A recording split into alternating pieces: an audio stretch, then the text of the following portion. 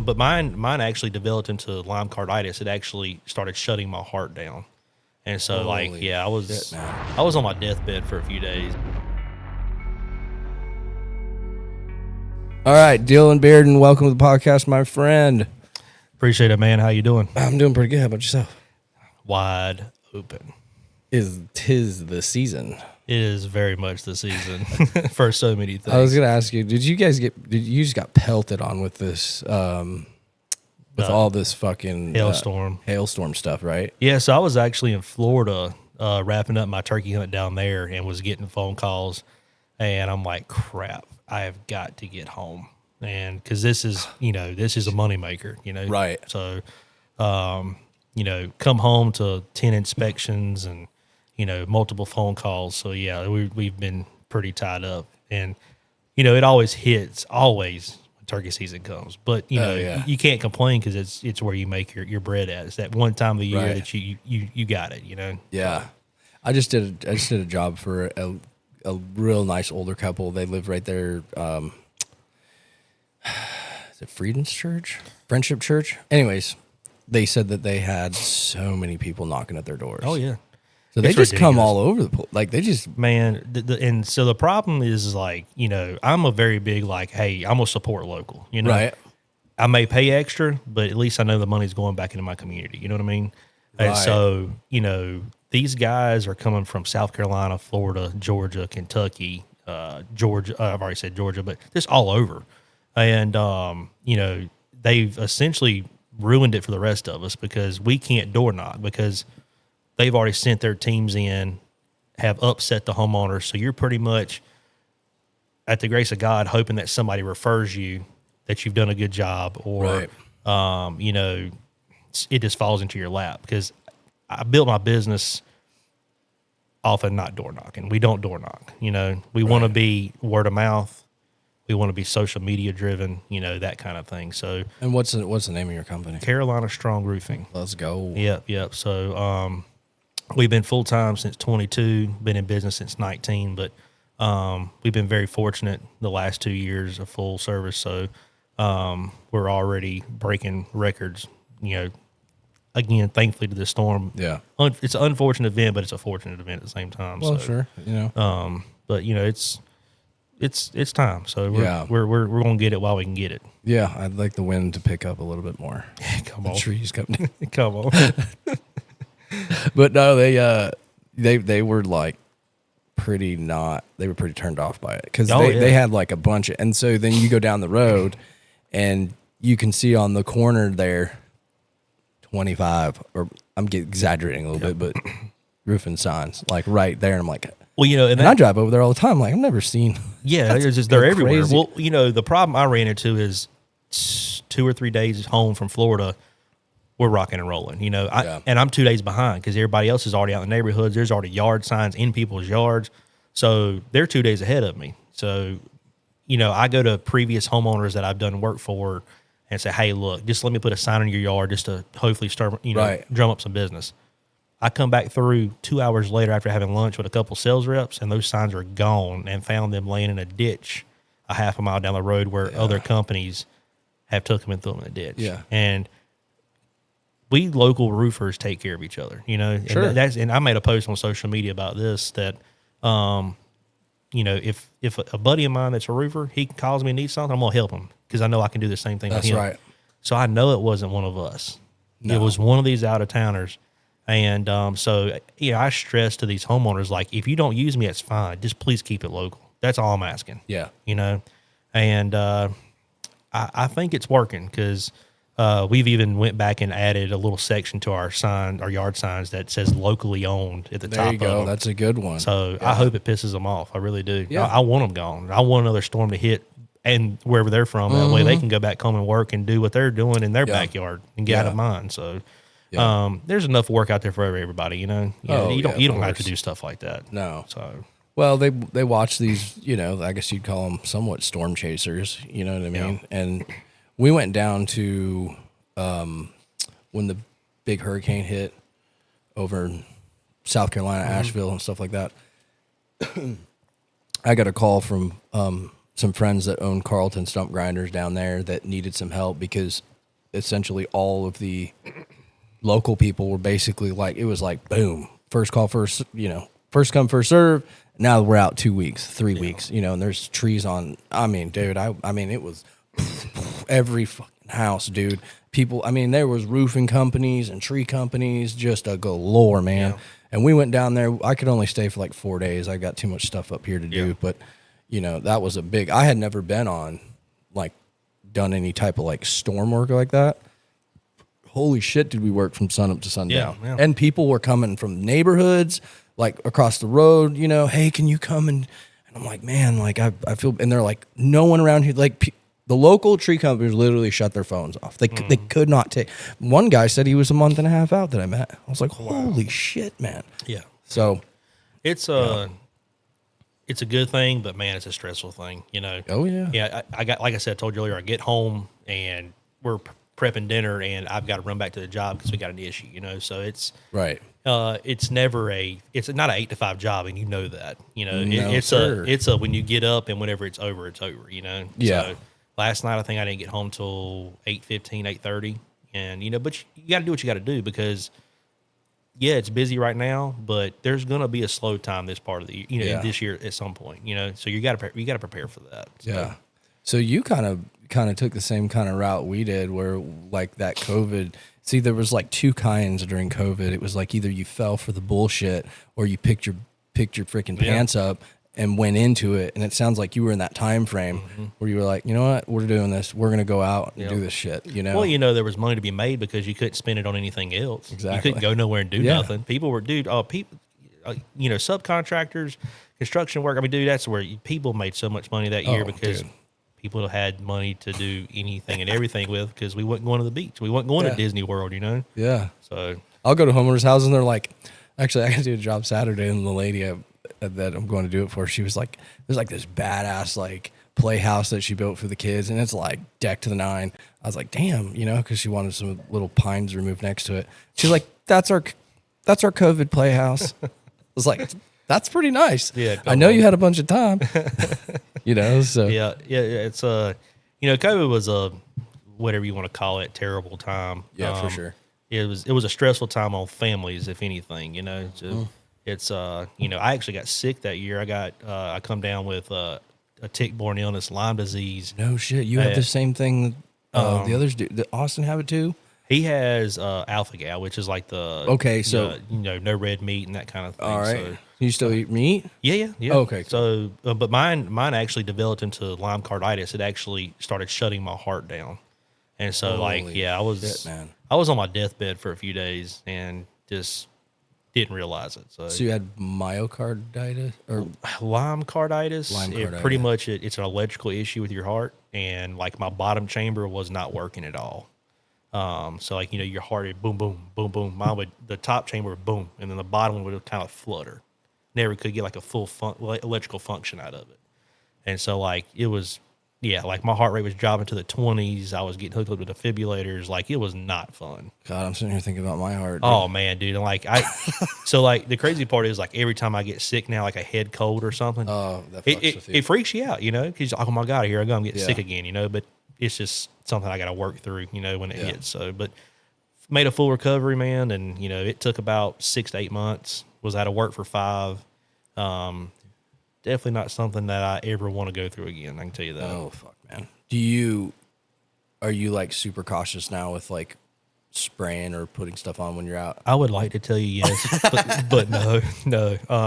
You must be from up north or something. So no, the funny part is that happened in September, October of 2020. Okay. I got released from the doctor in November, but was still taken out of work for an additional 3 to 5 months, just because of the dizziness and lightheaded and just a bunch of side effects of recovering from that stuff. Yeah. But for Christmas, my dad actually bought me a bunch of tick spray, like repellent, as a joke. But nice. I will spray my clothes good once a year, but I used to be a lot more cautious about it. But I've kind of gotten, comfortable again. Yeah. But I still take the precautions, and I tuck my boots inside of my pants inside of my boots, and I usually take a shower every night after I get done hunting. So I mean, Right. I'm still doing it. I'm just Still not being- scared like I used to be. So to speak. Right. Yeah. So I mean, I know that alpha gal stuff, man. Like these guys are like literally can't even sick as a dog. oh man, I feel so bad for Austin, man. I mean, it's just not even funny. Yeah. And, like because what's his name has it too. Jonah.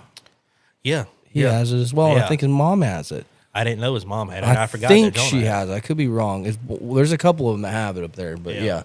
So crazy.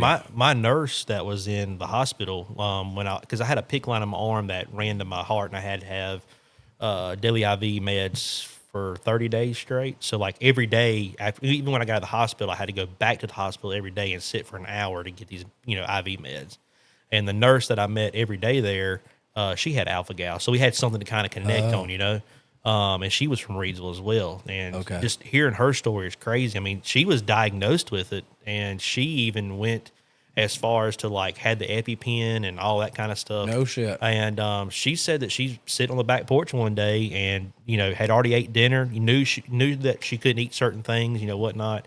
And her husband were having a glass of wine, and next thing you know, she said she just gets sick. She's throwing up and whatnot, and she could feel it coming on. And she hit herself with the EpiPen, rushed to the hospital, and they couldn't figure out why she got sick.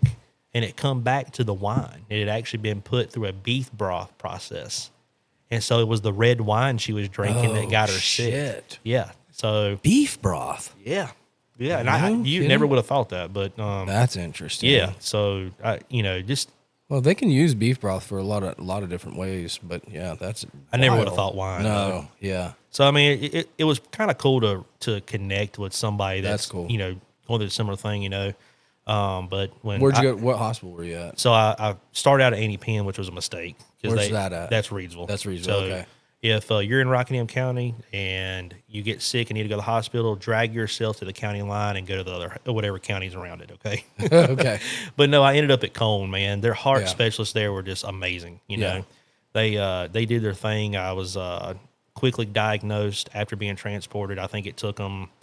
I got to Cone at 7:30 in the morning, and by 10 o'clock, the infection disease specialist was like, "This is a clear-cut case of Lyme disease." And Wow.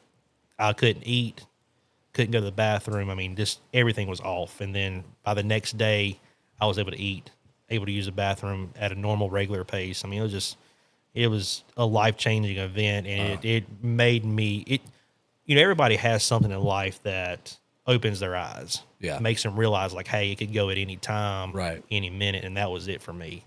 That's right. So, and then of course it was during COVID, so nobody could come see me. You were allowed one person, and it was only that one person. Like it couldn't change per day like that. You had to choose one person the entire time you were in hospital. So, obviously I had to be my wife, FaceTiming everybody else.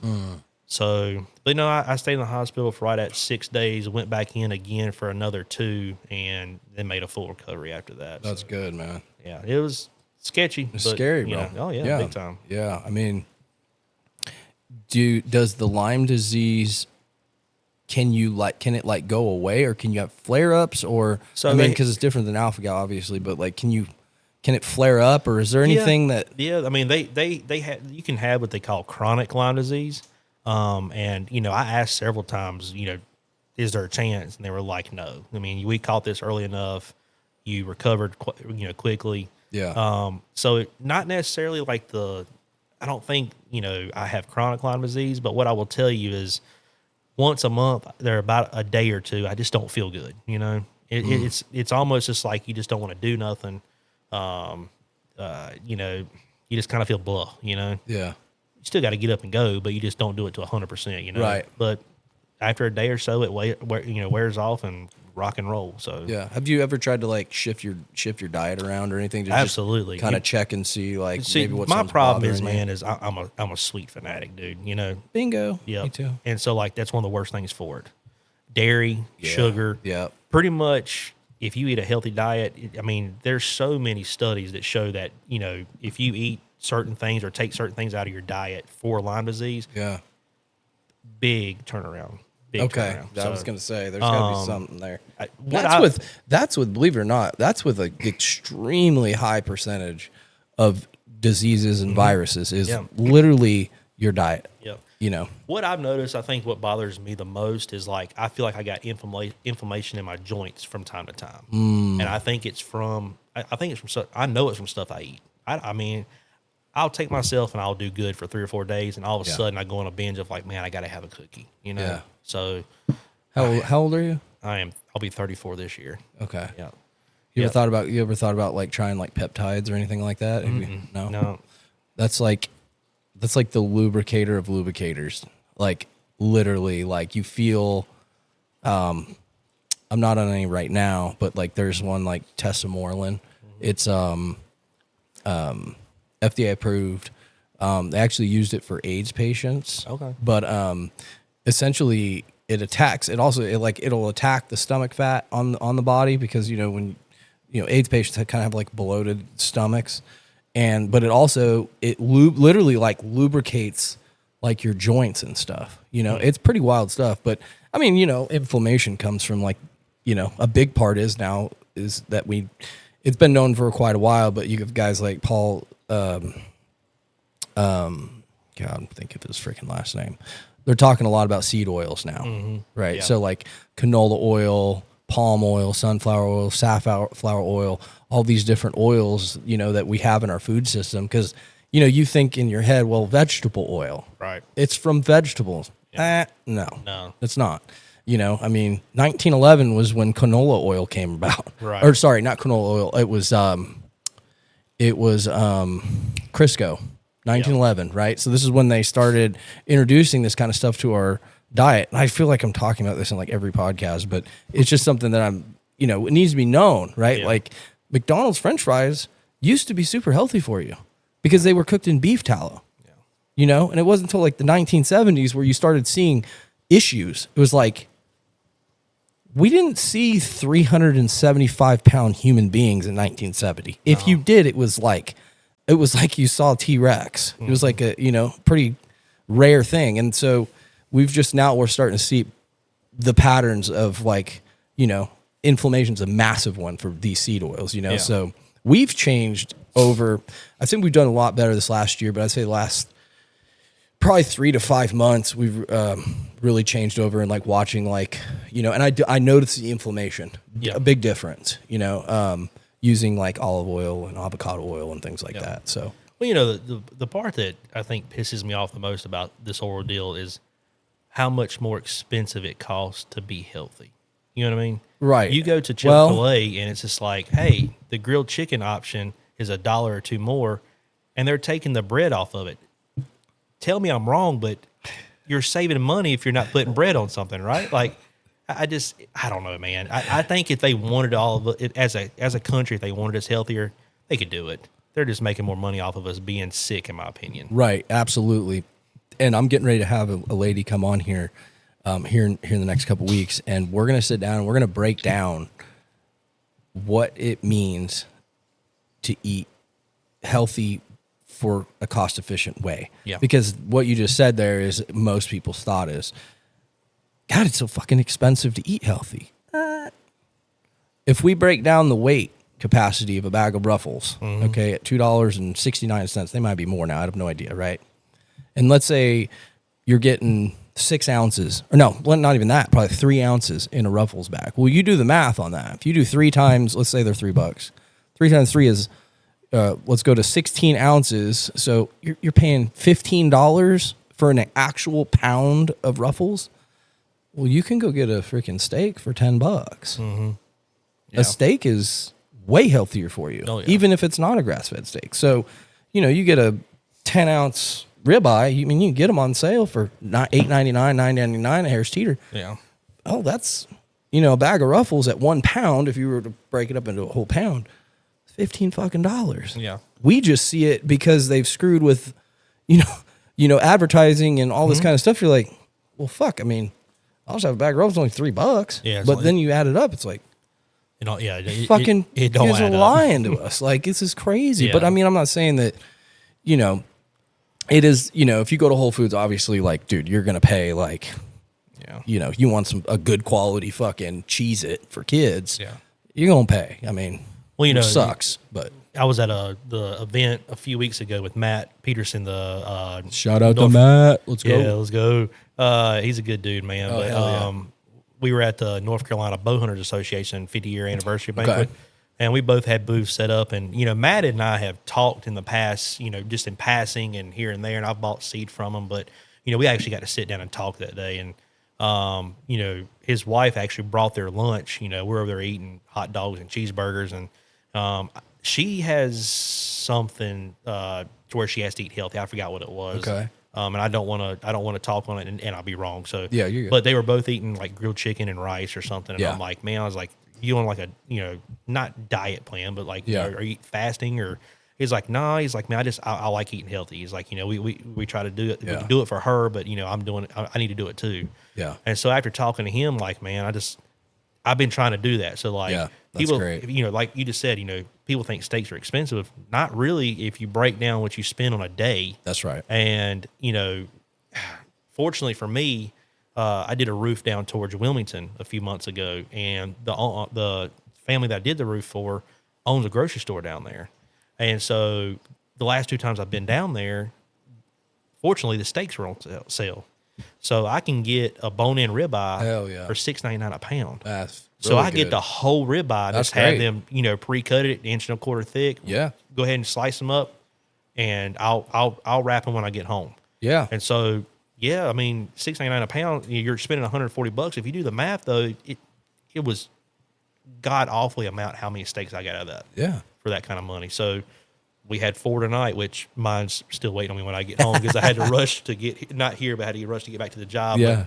But I got something to look forward to when I get home. Yeah. So, that's the thing. Like, it's like, a lot of that eating healthy stuff is like, I think people put too much into it mentally. Like, they think that, like, it's like, it's fine, dude. If you want to freaking eat a donut today, eat one. It's like, but like me, like if I eat, which I say donut because I actually had one earlier, but we had a healthy dinner, but it's okay. Like, you're out running and gunning and moving and doing all these kinds of things. It's fine. It's just, now that we know what's inside of our food, there's like no excuse not to do it. It's like, God, I just can't seem to lose weight, or I had a guy the other day who's like, yeah, man, I've been dieting. I lost like 30 pounds in 2 weeks. I was like, bro, like, that's not possible. Okay. Like, either you're starving yourself or you lost water weight. You know what I mean? So it's like, I guess what I'm getting at is it takes time. You know what I mean? Like, you're not just going to fucking, unless you're dying from some crazy ass disease, or you're sick. But, I think it's just a start. Everybody trying to get into that puts too much into it. There's 1,000 different diets out there. Which one do I take?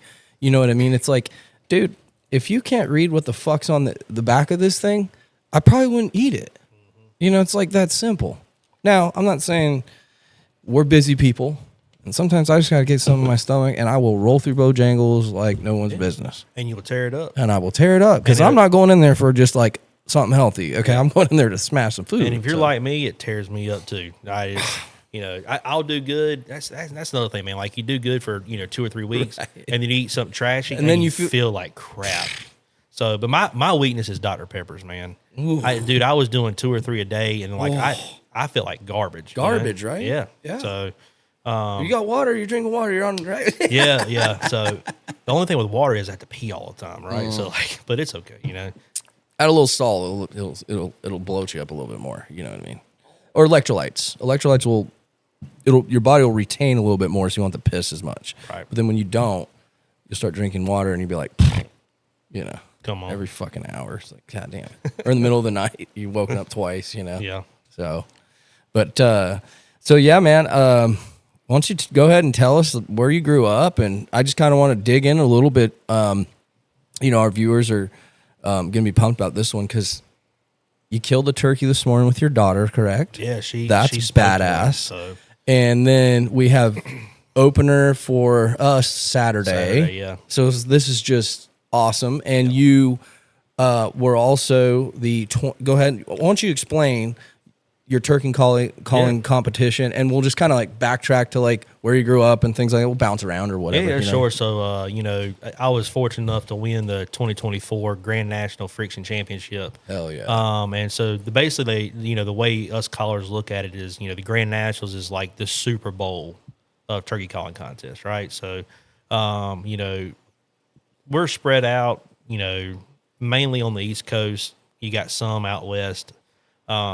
But you know, we all travel, you know, periodically throughout the year to these calling contests, and you know, it's almost like a family reunion, kind of. There you are, right there. Yep. I don't know if people can see this or not, but yep. Probably not. Yeah, but 2024 was the highlight. So, which I thought was kind of crazy. I was looking down here. This one, the friction started in 06, but then if you go down to the like owl hooting 79. Yeah. So what's that about? Well, so, you know, if you go up above that, it'll say like the open division, the senior division. Senior division, yeah. So that's the open division. So when they say open, they're saying, hey, look, you're open to use any kind of call. Okay. And so what happened was, I mean, this is just being honest. Everything's gotten better. Collars have gotten better. The tools, the trades, everything's gotten better, right? So, but the biggest thing is the calls have gotten easier. You know, mouth calls are designed easier now. People have put the work into finding, hey, look, this cut right here does this. This cut right here does that.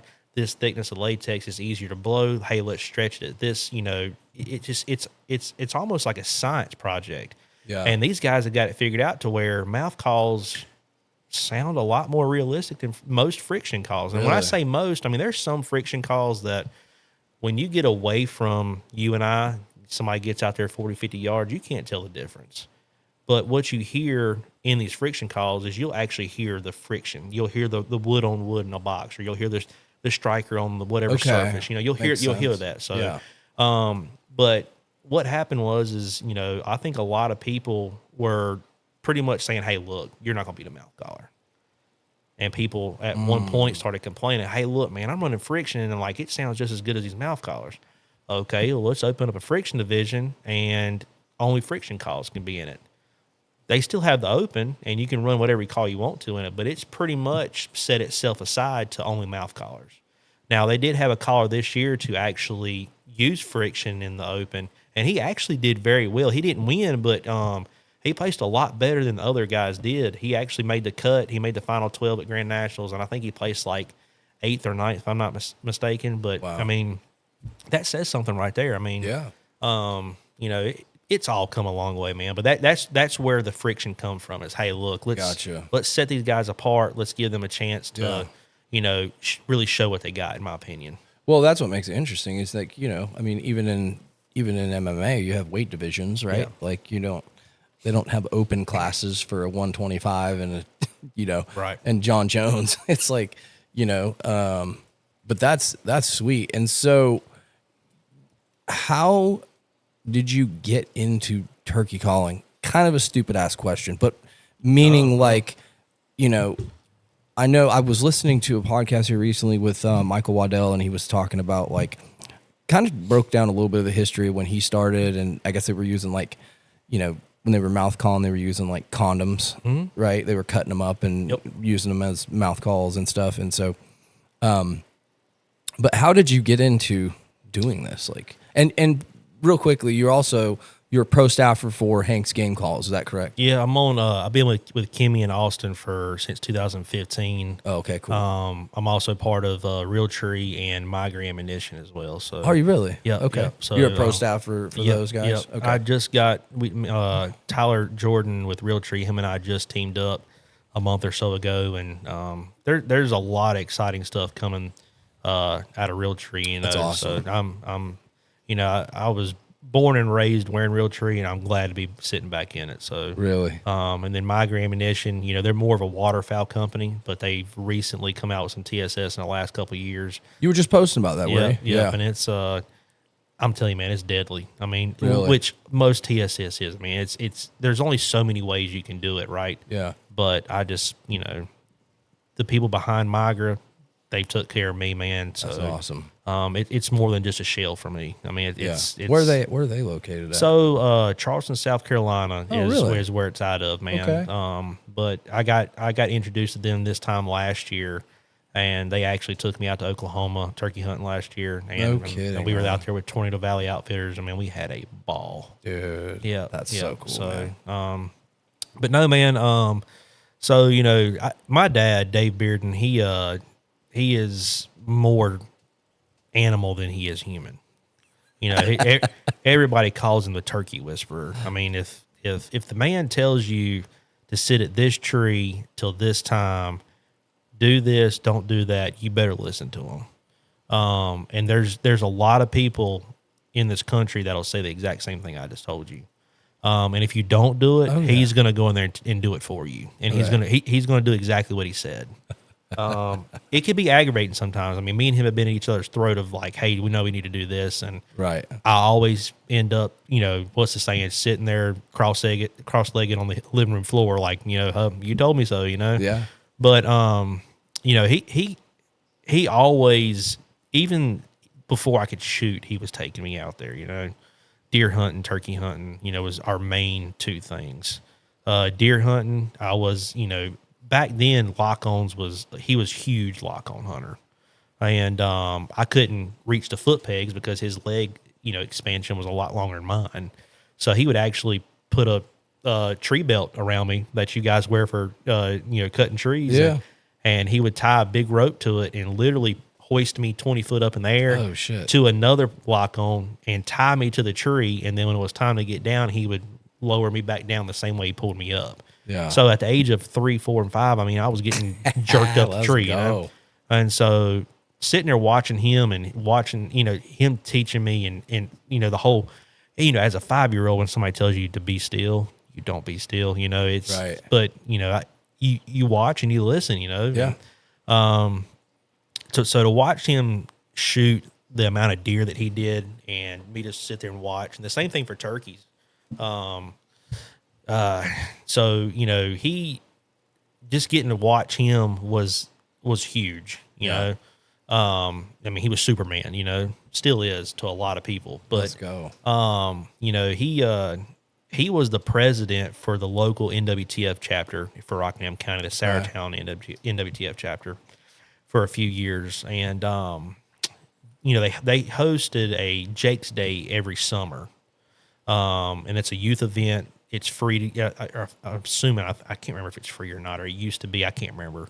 You may have to pay for the NWTF membership for the Jakes or whatever. But anyway, they would always hold it at, Lake Reedsville or somebody's farm at an area to where they could do a BB shooting contest. That's awesome. An archery shooting contest. We always, try to find somewhere where they had a pond or a lake. Excuse me. So they could also do biggest fish, That's cool. And so, my dad, we would always give away prizes for the top 3 places for each of those events. And Dad finally was just like, look, let's do a calling contest for these kids. It's not going to cost them anything to enter. They're already here. We'll provide the turkey calls. All they got to do is come up, and whoever sounds the best, we'll give them 3 calls or 2 calls, whatever it might be. He said, whoever comes out scoring, or, we'll score them, 1 to 20, whatever. Whoever sounds the best will score them, and they'll win, And so at the age of 5, I remember being under a shelter at Reedsville Lake, and they had 4 or 5 judges at a picnic table with their backs turned to you, and you got behind them, and they called for a plain yelp or a cluck, and then they would usually do caller's best call, which you pretty much, do whatever you think sounds best, And I remember I had a little short Nightingale box call, and I got up there, and the box is actually signed by Harold Knight. Oh, and I still got it, and I got up there and ran it, and I think I got dead last. I was so mad, and I cried all the way home. I remember that, and it lit a fire. I wanted to do it again, and over the next year or so, I learned how to gobble natural voice, and so a lot of these youth contests would have caller's best, so I would gobble, and judges ate it up. They loved it. So I won a lot of contests in North Carolina and some in Virginia. We didn't travel a whole lot, but Dad, hey, look, there's a contest this week. You want to go? And I mean, before he could even get out of his mouth, like, yeah, let's roll, And unfortunately, puberty comes, voice changes, and the gobble goes away. So then it's like, okay, we gotta change some stuff up. So, at the age of 12 and 13, when things are changing, I'm learning how to run mouth calls, and I learned how to place and start winning. And my last contest running mouth calls that I did any good was 2010. It was my senior year of high school, and I went down to Charlotte, and they had the state contest down there, in which I was in the intermediate division, which is like 16 to 20 years old. So we went down there. Actually, let me back up. They had a contest at a archery shop up in Eden, JR's Archery, and that contest, or that place, is no longer in business. The man that died, the man that owned it, passed away. But I went up there Saturday, and won that contest in the intermediate division. And when I was there, the guys that were calling were from all over this, different states. Mm-hmm. And I heard them talk about the state contest being the next day in Charlotte at the Bass Pro Shop. And I had begged Dad to do it. So, dude, yeah. So we rolled up, I had a little Toyota Tacoma, and me and my dad and a buddy of mine rolled up down there, and I placed second in the state contest for the intermediate. I'm like, man, this is awesome. And I think I won like a $50 gift card to Bass Pro. Ended up buying like a Leafy suit. I mean, I remember like it was yesterday. And it made, you know what? That was 2009, 2010, not 2010. Okay. I'm sorry. So 09 was the last year. And then, graduated high school, and, people tell you go to college and do this and do that, and it just wasn't for me, man. I tried it for a half a semester, and I just couldn't do it. So I went to work.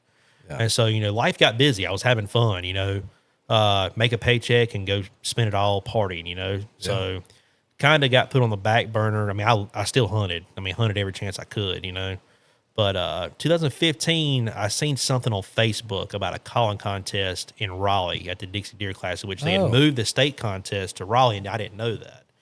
And I was there that year. 2015. No, I don't think I went that year. But I had, you see on Facebook like people you may know, and Austin always popped up on my page of like people you may know. So like I think I may have added him on Instagram or Facebook. I can't remember.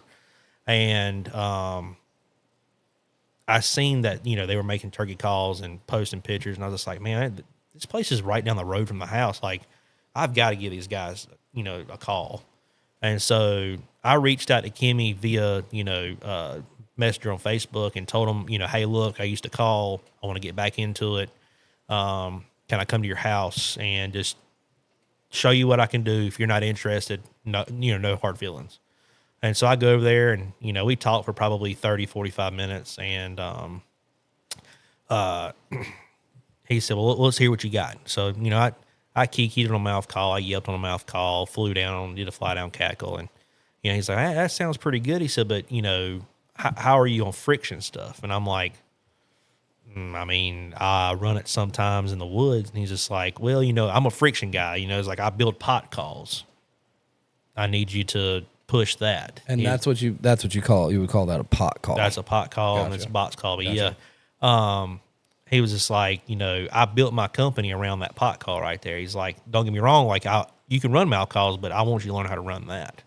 And so I picked it up and run it. He looked at me and was like, that sounds okay.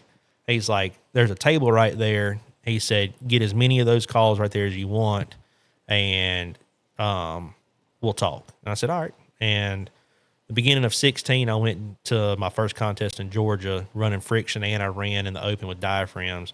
And I placed second to last in both of them, and realized I had a lot of work to do.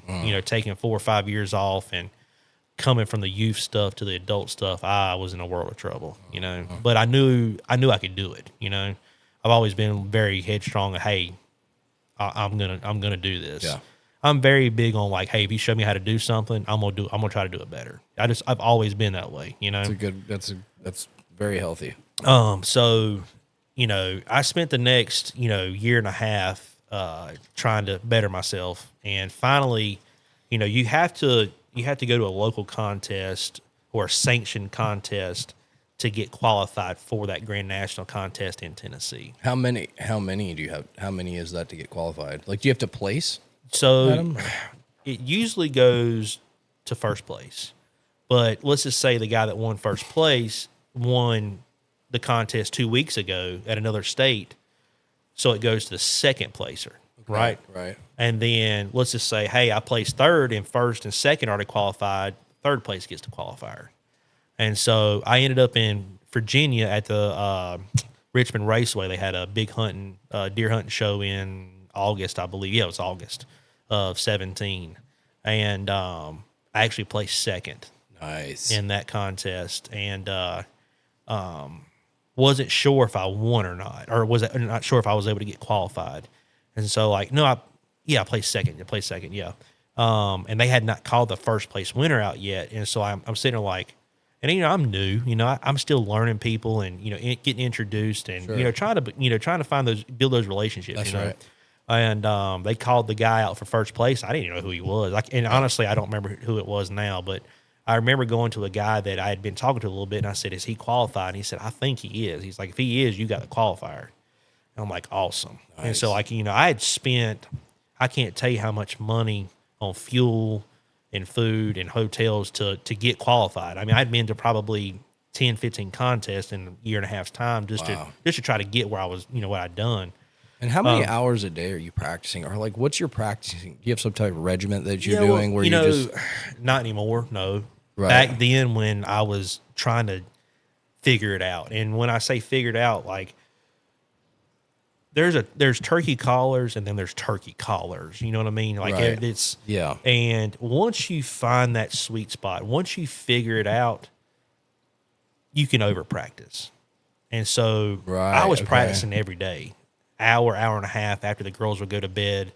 I'd go out in the garage and just run. And what I was doing was I was actually listening to other callers and not turkeys. And so I'm sitting there trying to copy or mimic what another caller's doing because, hey, he's winning. I'm going to do what he does, That was a mistake from the beginning. These judges are judging you based off your cadence and how clean you are and how turkey you are. And, this guy right here did good. He sounds good. So those are the three main things sorry to cut you off, but those are the three main things. Yep. And say that again. So they're cadence, cleanness, and turkey. Just sounding like a damn turkey. Sounding like a turkey, right. Okay. And so, the first couple of years of, 17, 18, I was, balls to the wall with it, man. I mean, every day. Wow. I mean, I had buddies that we were sending sound files to each other at 10 o'clock at night. Like, hey, score this real quick. What can I do different? And it was an everyday thing for 4 or 5 days out of the week, And so, and if I went on vacation, I was rushing to get back home because I wanted to do it. I was eat up with it. Well, what happened was I got qualified for Grand Nationals to compete in the 2018 Grand Nationals. Okay. So get to Nashville, and they have a preliminary round. At that time, I think it was like 35 or 40 callers. Now, what year is this? This is 18. 18, okay. So 35, 40 callers, something like that. Now there's right at 50. Like, so this should show you an idea how many people are getting into this thing. Wow. And so, they'll take, let's just make it an even number. You got 40 callers. They're only going to take top 12 and then the previous year's champion. So you get 13 callers altogether. Well, your previous champion, he has to call, but it doesn't count because he automatically gets a buy-in to the finals, okay? Right. So they're taking 12 plus him. And so first year at Grand Nationals calling, I made the cut. Wow. And that was huge for me, And that was my goal. Hey, just make the cut. You make the cut, you're fine, I wasn't worried about even placing in the finals. And was actually able to come out fourth. Wow. Made the top 5 the first year at Grand Nationals. And that was huge, man. I bet you were pumped. Oh, man. And a different fire lit under me. And it was not a, hey, you got to practice all the time. It was, hey, you got to win all the time. And I didn't do it in a cocky way. in an arrogant way. But dude, I rolled. I mean, I flat out rolled every contest I went to after that day for like a year and a half. I was either winning or placing somewhere. Wow. And I was eat up with it. I mean, the more I could do, and there were some contests you'd go in the hole. Hey, winning's $150 and you'd spend 500 getting there and getting home. Right. But it was just the fire of, hey, I got to win. I got to win, you know. You got to get it while you're hot, you know. Yeah. And was actually able to go back and do the exact same thing in 19, made the cut, and I placed second in 19. Wow. Behind a good buddy of mine, Matt Van Sice, which you look at that board right there. I seen like that guy on 3 or 4. He is. His name is all over it, man. Senior division 4 years in a row. I want to say more, 6. I want to say he's like a 16-time Grand National champion. Golly, dude. He's in the Open. He's in the. And friction. Is he just as obsessed? More. The man. I love it. The dude is more turkey than he is human. It's just. Let's look here. I thought I saw him down here. What's the earliest one he won? Right there, 2005. Yeah, then if you go down into the friction, I know he won a few years back on it as well. There's 3 in a row from 18. 3 in a row, yeah. 20. He won, yeah. He was stupid good then, man. Jesus. Bobby Woods is another good one. Pat Strasser's another good buddy of mine. 2008. Yep. 08 was that first, you know. Wow. That's freaking crazy. Do they do any other?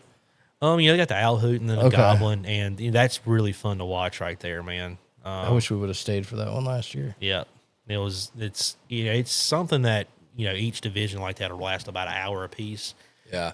It's worth it. I mean, just honestly, man, some of the guys that go up there and the way they perform, you can't help but laugh. It's just like, dude, like, how are they doing that, But, it's all out of fun, man. Like I said, it's a big family reunion for us, Yeah. It's essentially a 5-day party is what it is. And we're all in the same hotel. That's great. You don't have to leave. There's restaurants. Like, it's like walking out of your house and going into a restaurant. I mean, it's just that place in Nashville, what's the Grand Ole, not the Grand Ole Opry, but the Opryland? The Opryland? Yeah, Holy yeah, dude, that's what I'm saying. Yeah, that place is badass. It's awesome, man. And people complain about how expensive it is. Whatever, dude. People stay across the street. And I'm like, dude, you're paying for the convenience. Oh, yeah. Enjoy yourself. We didn't stay. Where did we stay?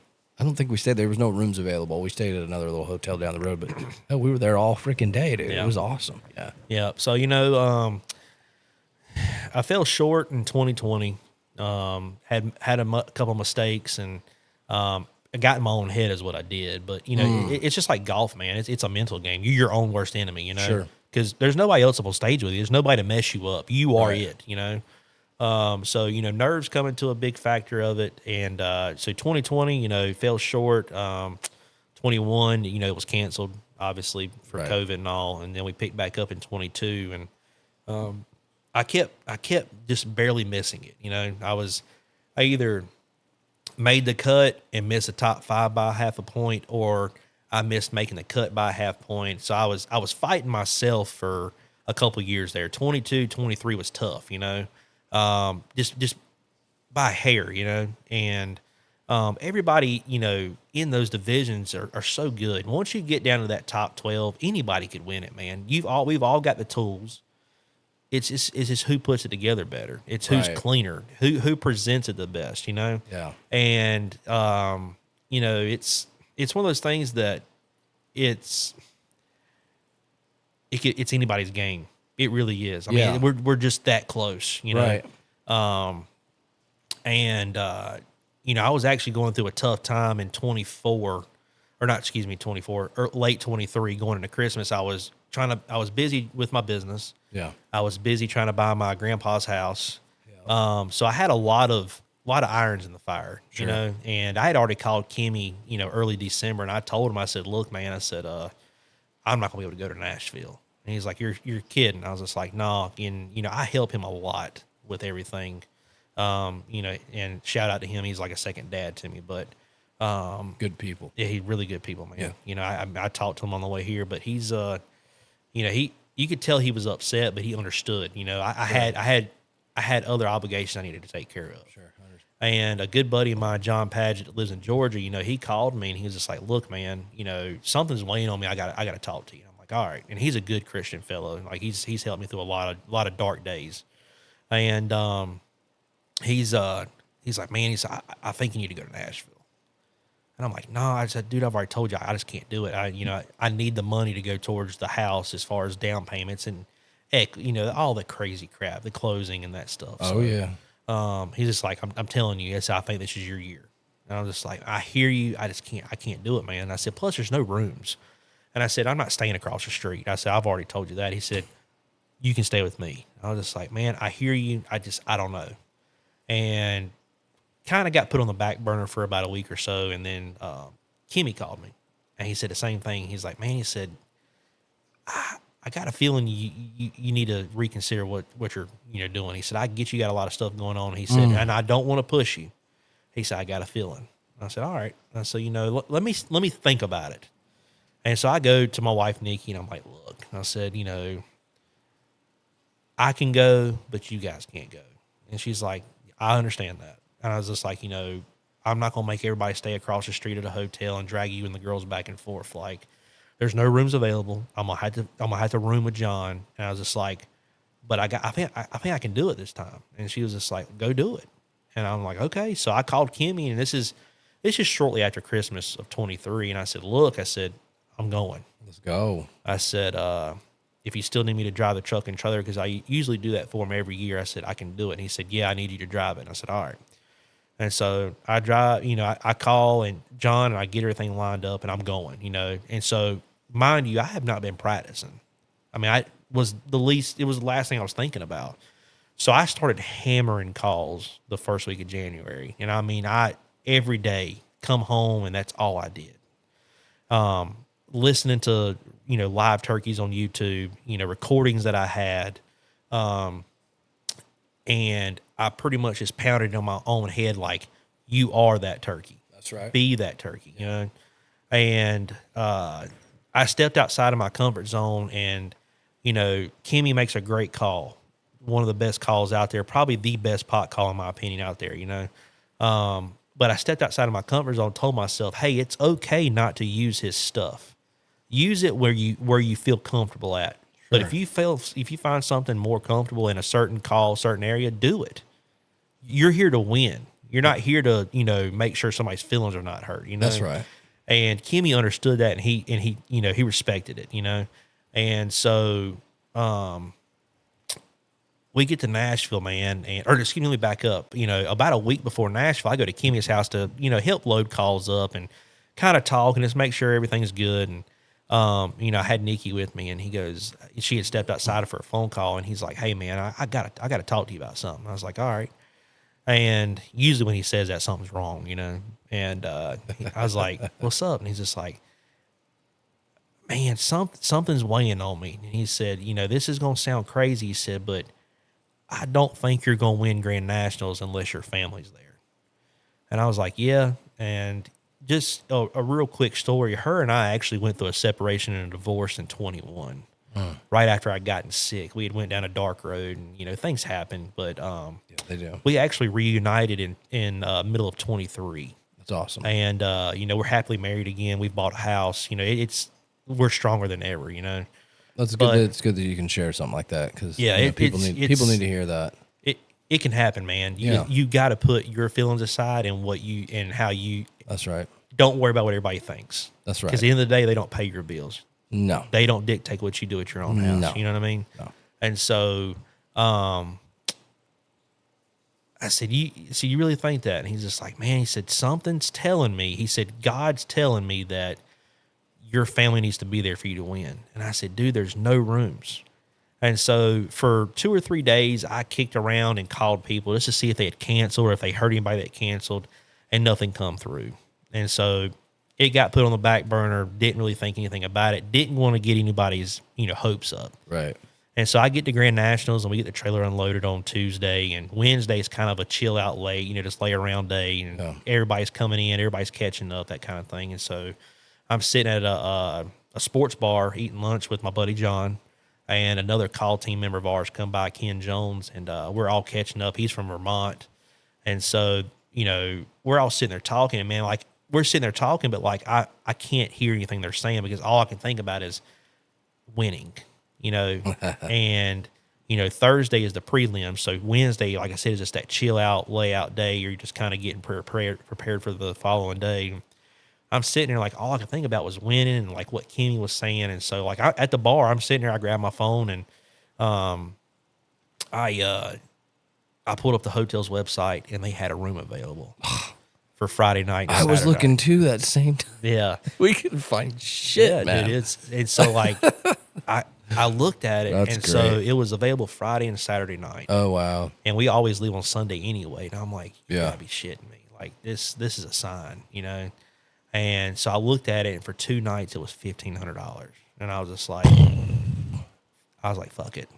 I just straight up, I was like, I don't care. And I paid for it right then and there, and I called Nikki, and I said, look, when you pick the girls up Thursday from school, I said, haul ass, drive as far as you can, pay for a hotel room, and then pick up the rest of the way the next morning and get here.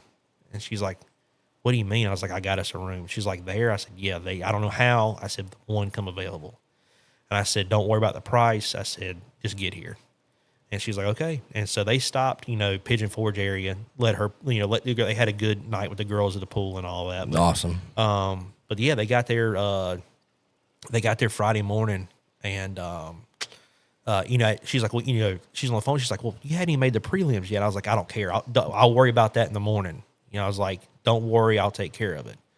And so it just fell into place, And the next morning, the prelims started at, I think 11 or 12 o'clock that morning, or lunchtime. And so you're based on a score system, 0 to 20, 20 being the best, 0 being the worst, obviously. Most of your callers in any senior open or friction division, your adult stuff, if you get below a 15 or 16, something's wrong. I mean, we're all on a level. There's your mediocre callers, and then there's your big boys, and even your mediocre callers shouldn't be getting below a 15. It's really? Just you're based off of plain yellow. How many judges are there? So in a panel of judges at Nashville, there are 7. Wow. And what they do is they take the lowest score and the highest score and throw them out. That way there's no discrepancy. There's nobody saying, hey, that guy doesn't like me, or hey, that guy scored that guy because he's a buddy, Yeah, so they take the low and the high and they throw it out. There's your middle scores, And so, again, I told you that, they take the top 12 plus the reigning champion from the previous year. And so, we have 4 calls that we have to perform.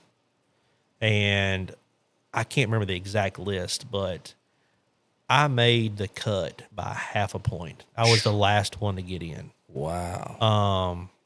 It was that, I was a half a point. There was somebody a half a point behind me. It was that close. And I knew I needed to change something. And my tree call or tree yelp was my lowest scoring call, which tree call is just something you hear a hen do on the tree limb, real soft yelps, just, just real low, And the only thing I could think of was that tree yelp was just too high pitched. It was too loud for what where those judges want to hear. So when they're asking you to make, I'm gonna sound retarded as fuck, but when they're asking you to make the sounds, how many sounds or how are you making them different from each call? If they're okay, I want a high pitch, a low pitch, and a middle pitch. So is there 4 different ways you're calling, or I don't know anything about this stuff. So it's per call. So they do plain yelp.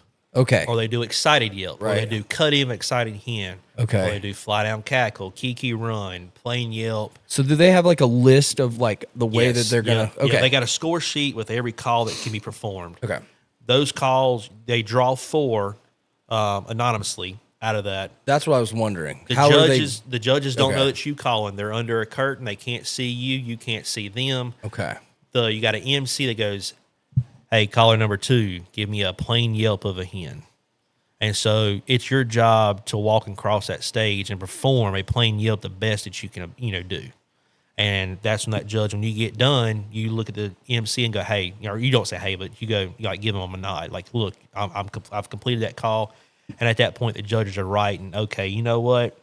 I'm judging him at an 18. He could have done this a little bit better. He squeaked here, or the cadence wasn't quite there. You know, How proficient are these guys that are judging? they're pretty daggone good, man. Are they previous turkey callers they're themselves? previous callers, previous How champions. do they get elected?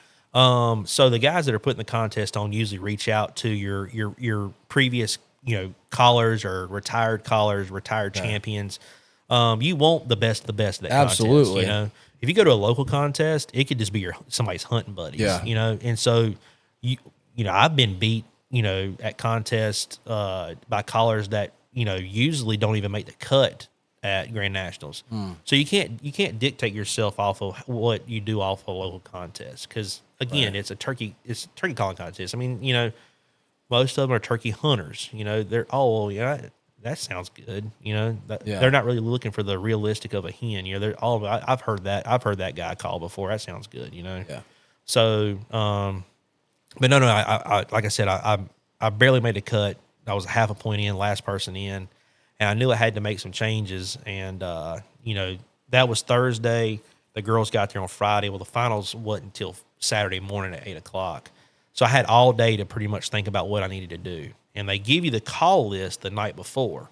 So at 5:00 Friday afternoon, you knew what you were going to have to perform Saturday morning. Well, that's kind of cool. And so I judged the youth contest at Grand Nationals, all the kids stuff. I love doing that. Love awesome. Hearing them, love watching them, love trying to see them hold up the big old trophies. But it's so I didn't get done with the youth stuff until 9:00, and so everybody had a 4-hour head start on me. They had released the calls at 5.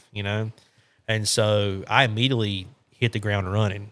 Seen the call list, got my call bag, done this, done that. So how late was this on Friday night? So this was 9:00. I didn't go to bed till about 1:00 that morning. So these guys were already ready, rock and roll, practicing at 5. They were, and ahead of me. You're already coming in. Yeah. There's something to be said about, like distance away from things, especially guys that are super obsessed. Yeah. You know what I mean? Like, I don't really believe in ring rust, because you see guys come in that haven't fought in, 13, 14 months and are dominating people. I mean, I even notice with training jiu-jitsu, if I train 4 to 5 days a week and I go back in the next week, I just feel like I just can't pull anything off. But I give myself a full week off and I come back in on that Monday. It's almost like my subconscious is like recharged again. So I'm seeing things from a different angle that, you know what I mean? Because we can be so locked in on something that's so specific in our mind, and our you're kind of overriding the subconscious in your mind. So there's something to be said about, having some distance away from something that you're, super obsessed about, And so, get out of it at 9:00. Everybody else has got a 4-hour head start. So pretty much everybody knows what they're going to be doing. If you don't, you're screwed. I mean, you got 4 hours you've already had 4 hours to figure out, and you don't know what you're doing. So I didn't go to bed till about 1:00 that night. Didn't even eat dinner. I mean, I was done. Nervous, ready to rock and roll. I was back up again at 5 to take a shower, to get to the call room at 6 to practice for a good hour. And then we had a prayer meeting out in the middle. A good group of guys always get together Saturday morning and just does a little bit of a testimony and that kind of thing. That's awesome. And everybody, that particular morning, a calling buddy of mine, his dad was battling cancer, and so we all kneeled and prayed over him. And miraculously, I mean, he's cancer free now, man. So let's go. It just something about having my family there, and then having having that prayer meeting that morning. It was just like, dude, I leveled out. Went behind stage, and we draw numbers. We draw poker chips that's got numbers on them. That's how you know who goes first or who goes last. And I was last. I drew last, and so it kind of, you don't want to be first. You don't want to be second. You don't, in my opinion, you don't want to be third. Like, you want to be middle of the pack or back. Give you a good chance for the judges to warm up. Sure. That kind of thing. And it shouldn't matter, but it does. I feel like every year the later callers get a better chance of placing. So I got 13, drew 13, and another call buddy of mine, the guy that actually had won it the 2 years before me, Rodney Eckstein, real good Christian guy, man. He actually gave me a bracelet just like this, says God's got this, before we got on stage. Oh, that's sick. And he's like, man, I want you to have this. It's good luck. He's just like, he took it right off his wrist and gave it to me. That's awesome. And so me and him had a good mellow conversation, just about everything. Didn't even talk about calling. So when I walked up on stage, it was just like, dang if you do, dang if you don't, Right. I was just so calm, Got up there and I ran the calls, and going back and watching the video, like I could see how comfortable I was with what I was doing. Every time I got done performing that call, I would kind of shake my head at my own self, like, yeah, you just did that. You're good. Great. And a lot of a few buddies of mine, they're like, man, you're different on stage. You control that stage to where the stage controls a lot of us. Yeah. Nerves wise. And they're like, you hold yourself together very well. You present it very well. You don't show emotion very well. But if you ever watch the way I call, and I made the comment before, I used to watch a lot of people call. I don't do that anymore. I watch myself because I can tell you exactly when I was nervous or when I knew I should have done something. And so when you're watching me call, you'll see I'm not looking at the call. I'm kind of looking away from me. I'm trying to see that hen that I'm producing. I want to when I'm yelping, I want to see the hen in the distance. I want to see her mouth moving just like I'm getting out of that call. And so that's what I'm imagining. When I'm walking across that stage, there's nobody there but me and that hen. And so I come off that stage, man, and I told myself, I was like, there's nothing else you could have done. Nothing. Did you feel like you just nailed it though? Like I did, or were you just there was still some? Yeah, I didn't feel like I nailed it. I just felt like, damn, that was good. Okay. And you just got done the night before judging these kids. So it's almost like you've had this like big self-reflection on your. You're kind of looking at yourself, like you said. That's a smart one there. Yeah, that's wise. That's real wise. And so they call us all back up. Make sure there was no score or no ties, which there was. And how many guys were there? It was 13 in the 13. Final. Okay. And there ended up being a tiebreaker. It ended up being for 5th place. We didn't know that at the time, and it was actually 2 buddies of mine that were in that call off. But they got it all worked out, and they called everybody up to the side of the stage, and they called out the top 5. And they called out a buddy of mine, and then they called me out, and then they called out 3 other people in no particular order, obviously. And we get on stage, and, in my mindset, I'm like, okay, I got 5th. Hey, I made top 5. That's a blessing. That's what we're here for, And then I got thinking, I'm like, well, the tiebreaker had to have been for 5th place because there's only one of the people up here that was in the call off. So that's your 5th place automatically. Yeah. Boom. And it's like, okay, I got 4th. And so they call it the 5th place, and I'm looking at myself, I'm looking out in the crowd, and, people are hooping and hollering. I'm like, I got 4th. And they call out the 4th person, and it's not me. And I'm like, okay, I got 3rd. I know I did. There's Matt Van Sice and there's Brad Roberts, 2 very good call makers and callers, standing one on each side of me. Matt Van Sice, his name's on the board time and time again. I said, well, there's your winner. Brad got 2nd. I got 3rd. And they called out Matt. And I was just like, you've got to be shitting me. I mean, I couldn't hear anything. I turned to Brad, and, it's all a blur, but I remember us hugging each other, and I was like, dude, this is insane. And I was like, it's you or I. And, he's never made the top 5 in Nashville. So for his first time to be in the top 2, and just to back up, his son had won the call making competition the same weekend. He had won 2 the biggest award you can win in call making. He had won it.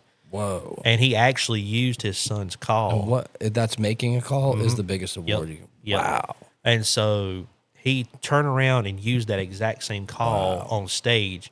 And so now he's about to win the Grand Nationals with a call that his son had just won 2 huge competitions with. The exact same call. He went and bought it at the auction and ran the stage and used it. And so it was, it was huge for both of us. His weekend was already made. This would have just been, icing the cake, And so we're sitting there and they're drawing it out and they're going, who do y'all think won? And blah, blah, blah. And I'm like, dude, come on, man. I'm about to shit a brick. Like, let's go, And, they said, in second place, I think Brad was caller number 8, if I'm not mistaken. I was 13 or he was 10. I can't remember, but he called out his number, and dude, it was just like everything just went black, man. Like I threw my hands up and I turned around and everybody was like, we thought you were walking off stage because I kind of walked away for like where the ramp goes off the stage.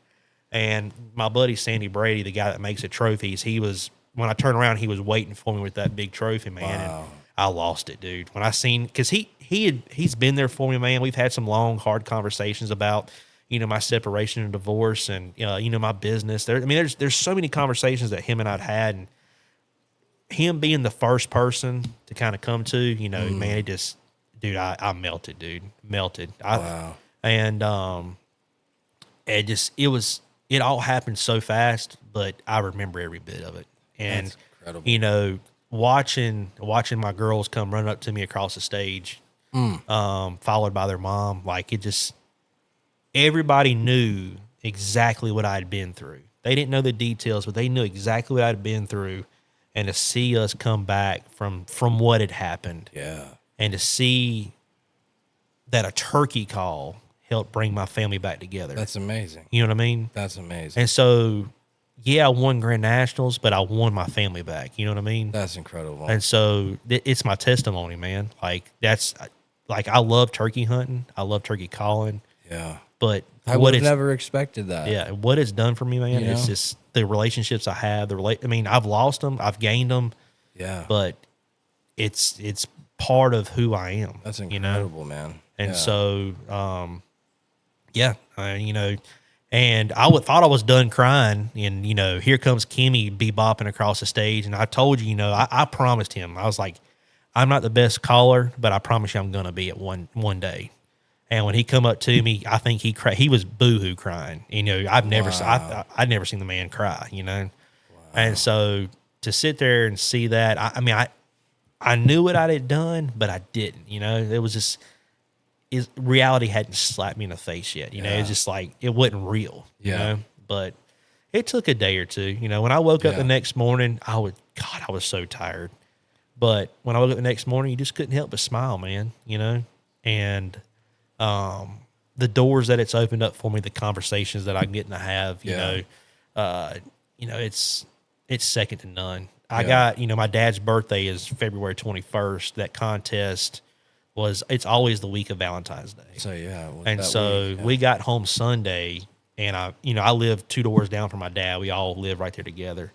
And I walked in with that trophy to show him, and he thought I was just bringing it to show it to him. And I was just like, no, this is your birthday present. Oh, that's badass. And so, just because I told him, I was like, I couldn't have done this without you. Like, I would never even know what a calling contest was if it wasn't been for you. Wow. And so it's still sitting on his mantle in his log cabin with all of his turkeys and deer. And so he keeps telling me, he's like, man, come get it when you want it. And I'm like, nah, man. I was like, it's right where it needs to be. Yeah. And I was like, the next one I'll put in my house. Yeah, let's go. And so, 2025 was good, man. We had a good year, a good, calling season at Grand Nationals.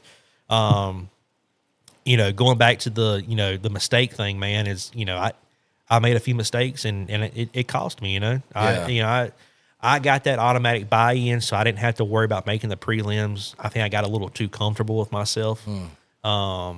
And I didn't trip on stage. I kind of stumbled a little bit while performing a call. Oh, really? And it ate me a little bit. Wow. Everything else scored good.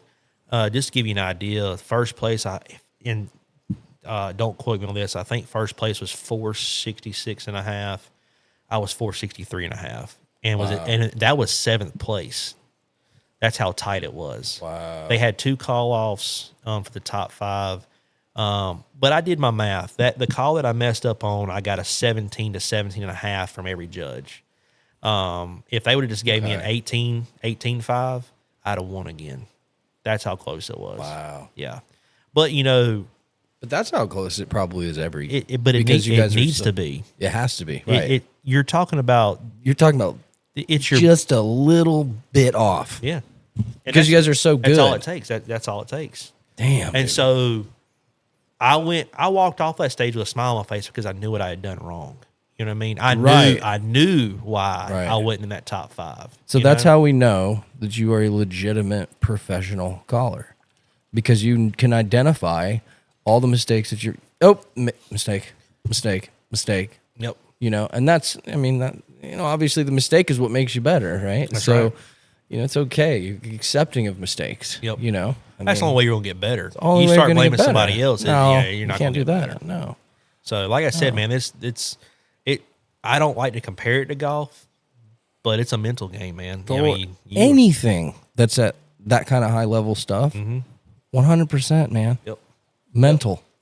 I mean, I guess you could like get super yoked and fucking be on a gnarly diet and but I don't think turkey calling, I mean, it requires probably a lot of hand strength, right? Like and exact precision. Rip pressure. Rip a little bit on one of those and let me hear. Yeah, so give me a couple examples and what kind of call are we using here? So this is one of Kimmy's this is an Osage green slate, and you and I were talking about the call making competition side of things, right? Yeah. Brad Roberts' son had won it. So it's called the D.D. Adams call, or D.D. Adams Award. So what it is these call makers can enter in 4, 5, 6 different divisions as far as surfaces and whatnot. Okay. So you go into this room at the call making competition, there's 400 to 500 pot calls on these tables, and they got judges that go around and play each one of those calls and go, hey, this one sounds the best, and they'll score it.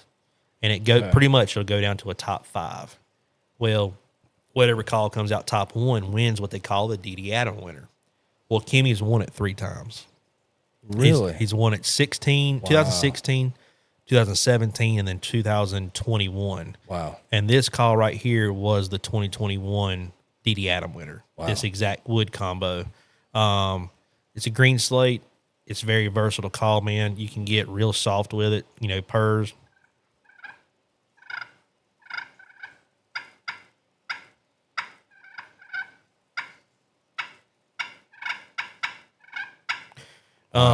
It's that, good feeding call, and then just some good plain yelps. And you're just scraping back towards you? Is that what you're doing? Yep. So a lot of people, man, everybody runs a call different. So you got to find that sweet spot. So obviously, the further out, closer to the rim of the call you are, the more higher pitched it is. If you go to the center, it's more dead. Copy. So you want to find that sweet spot where it transitions. You'll go, you hear it transition? Yeah. You want to find that, and then it's literally small circles after that.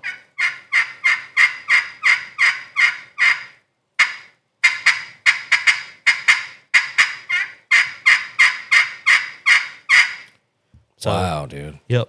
The only thing that I can't do on this call is gobble. So, I mean, it's as far as in the woods, second to none. Really? If the bird, the only time I'm not using this call is if the bird's coming. If I can see him, he can see me. So I'm not going to be sitting here moving my hands all over the place, you know? So as far as locating, getting him in range, and then, obviously what I like to do is, that last, 15, 20 yards that you may need to shoot him, and you need to just give him a little something, mouth call, or sometimes just natural voice, just a little clucking and purring or something. It's anything like that. So yeah. Box calls, man. This is a good buddy of mine, Pat Strasser. I mean, his name's on the board. Can I see that thing? Yeah, that thing is beautiful. Yeah, so it's a one-sider. Wow. He's won the Friction Championship a few times, and he's got several call-making awards as well. So good buddy of mine that lives in PA. So wow, it's that thing's so nice. Yeah. So he calls that the Model 12 one-sider. So if you flip it over, is that a silver coin? Yeah, he put the little is that a dime, I think, or I can't remember what's in it now. It looks like that's so cool. Yeah, and so he calls it the Model 12 because the Model 12 shotgun, the forearm looks just like that on the bottom. So that's why he calls it the Model 12. So that's so cool. Rip with that one. Yeah, that thing's bad. He's an old school. He always says it's like tuned by an old timer. So it's this one, this box right here in particular has like that old chalky y'all hen to it, but I love it. It's just I love that. I mean, dude, you talking about in the woods when you get 7,500 yards away, it sounds like a hen. I mean, it just.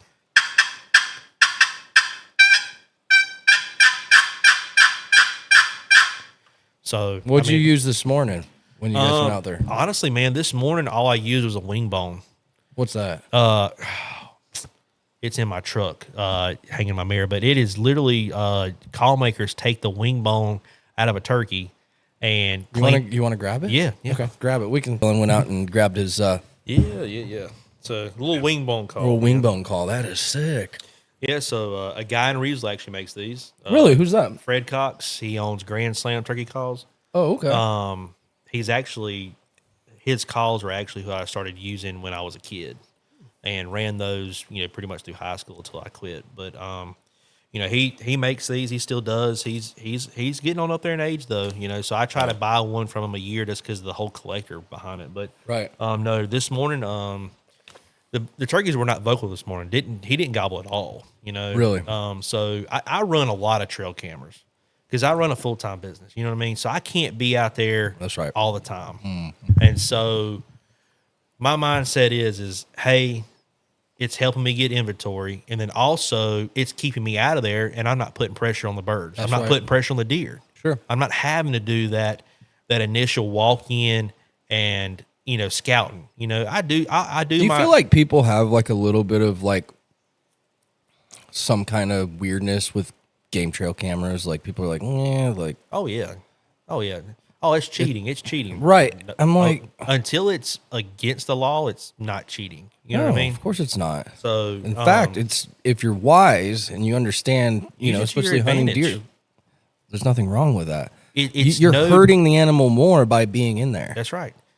You can pattern a deer 10 times better with trail cameras. And a lot of people only run them over corn piles. I don't do that. No, I don't do that. I mean, I have them on corn piles just to get inventory that way. No. I put them on scrapes. I put them on hot trails. I put them on certain rubs. Food, I run 360 cameras on food plots. So, like, you're doing your scouting without having to be there. That's right. Big deer don't like scent. So why am I going to be in there putting it around? Play smart, right? So they know that camera's in there too. I mean, it's same exactly. I don't care what you do. No matter where you put them. I put them elevated. It's a piece of freaking petroleum that they walk by there for, every day of their life, and randomly they just walk up on this piece of petroleum hanging on a tree. Yeah. They're like, "Oh, I've never seen that before." I've done crazy things trying to hide them, and they still. I mean, you could elevate them though. You can catch them on camera looking up. I'm like, good smell. So, I mean, I use them for turkeys too. So, but yesterday afternoon, I've got a food plot. We went in and did a control burn about a month and a half ago. Okay. Did a control burn. It's about a 3-acre field. I only control burned a third of it. Okay. Because I wanted the best of both worlds. The field was growed up with sagebrush about 4 foot tall. So I wanted the best of both worlds of, hey, the turkeys don't like growed up fields, but deer do. They feel more protected. Sure. They got home. So that's where they want to be. So I went to the back side of the field and did a control burn on the back third. The next day, broadcasted fertilizer and lime, cut it under with my rotary tiller, waited 2 or 3 days and did it again because it's had a little bit more moisture in the ground than I wanted. It was clumping up a little bit. So I went back in there and rotary disc it again and did it at a low gear but a fast low gear to where it cut that ground up like sand. And then went back and planted wheat and soybeans. How deep are you guys going when you disc this? So I would say we went about 2.5 to 3 inches as far as circulating. And as far as putting the seed out, I put 50 pounds of wheat and 100 pounds of soybeans. Oh, wow. And this was the beginning this was the, second week of March. Oh yeah. It's definitely way too early to plant, but I'm so busy. I didn't have time to say, hey, look, we're going to do it in April. Right. So my thing is, I was hoping and praying for one weather and rain, which we've gotten a little bit of both. We've gotten. So fortunately, all that stuff is about 3 to 6 inches tall. Wow. And I immediately started getting pictures of turkeys within about a week of planting. Obviously, they're scratching and finding seed, right? But it's growing, you know. And so, but yesterday afternoon, I had a picture of the longbeard, and this morning was the 4th hunt since opener of Saturday. We've heard him every time he went. He's always been on the neighboring property. Nothing you can do there legally. So we hung it out still as long as we could. Yesterday she went to school. She had, Allie has to be at school at 8:30. So we hung in there till 8. And I told her, I said, I know where that bird's roosted. And I've got the farm that loops around the backside where he's at, neighboring property. I just don't have the property that they like to be on first thing in the morning. I got everything around it, just not that one property. Right. And I said, we'll slip around the backside, get tucked down within about 7,500 yards of him, and hope instead of him flying out into the cow pasture, we can get him to come to us. And that was the game plan. I mean, up till 7 o'clock last night, that was the game plan. And at 7:35, I got a picture of him walking by the trail camera, or I got one of them walking by the trail camera, and the blind is in the background at 50 yards where we hunt. We've been hunting. And I told her, I said, it's going to happen there in the morning. She was like, are you sure? Because, I want to sleep in. And I was just like, I hear you. It's going to pour down rain Friday. You can sleep as long as you can until you got to go to school. I was like, it's going to happen tomorrow. Yeah. I said, he's right there. If he's coming by the camera at 7:35, he's roosted within 100 yards. Yeah. And so, again, people call it cheating, but I'm using it to my advantage because, it is what it is. I mean. It's not cheating, idiots. Damn it. Yeah. And until somebody tells me I can't do it, I'm going to do it. You know what I mean? So, and plus I like watching them, I can't stand the fact of I wonder if they're in my food plot. I am highly obsessed with my Tacticam app. Yeah, me too. In fact, I turn it off in January because I get to, I'm watching. Yeah, I'm way obsessed with it. I'm sure you're just the same. But yeah, that's how it panned out this morning. But yeah, he didn't gobble on the limb. We heard a hen fly down. She did a fly down cackle, pop, pop, pop, pop, pop, pop, pop, pop, pop, pop. So that's how you can tell when they're flying down. Yeah, when they're flying down, and hens, they don't do it all the time, but that is a go tell. I mean, that's the only thing they do when they come out. That's why it's called a fly down cackle. Like, pop, pop, pop, pop, pop, pop, pop, pop, pop, pop. It's like they're getting excited, hey, I'm gonna land over here. Oh, gotcha. And it was dead in front of us at less than 100 yards. The only time I've heard them was when I walked past them and they came out of the tree and just scared the absolute shit out of me, dude. And what the hell is that, dude? It's like, Jesus. But no, we heard that bird fly down, and I told her, I said, look, I went ahead and, kind of turned the camera that direction, got everything going, and I said, go ahead and put your gun across your lap. And I said, if he's here, he's going to be here in the next few minutes. How old's your oldest daughter? Right? She's 12. She'll be 13 this year. She can. Oh, yeah. And she killed her first turkey at 5, so she's been doing this a long time. But now she can hold the gun by herself. She shoots a little Stevens 301 410. So let's go with a red dot. So I mean, we got her set up very well. That's awesome. And I've killed turkeys with that gun. I mean, it's a sweet little gun, but is it single shot? A little single shot, that's cool. A lot of people, oh man, you need to shoot an automatic. Well, and I'm like, if you don't get it done on the first shot, you probably not gonna get it done on the second or third. Those are the coolest guns, man. Yeah, those are little sick. The hens popped out. It was 3 of them, and they come out at 50 yards dead in front of us, exactly where I heard them fly down. Oh, shit. And all of a sudden, you can see a tail fan come through the woods. And, I mean, the rest is history. He come up there. We had a Jake decoy, and then I had a lay-down hen like he was about to breed her, and he did not like that shit. No. I mean, I've got footage. I mean, he is standing on top of the decoy. It is stupid. I mean, stupid good footage. Oh, is that the picture you sent me? Yeah. I thought that was fake. No, that is him. Wow. What'd you take it with?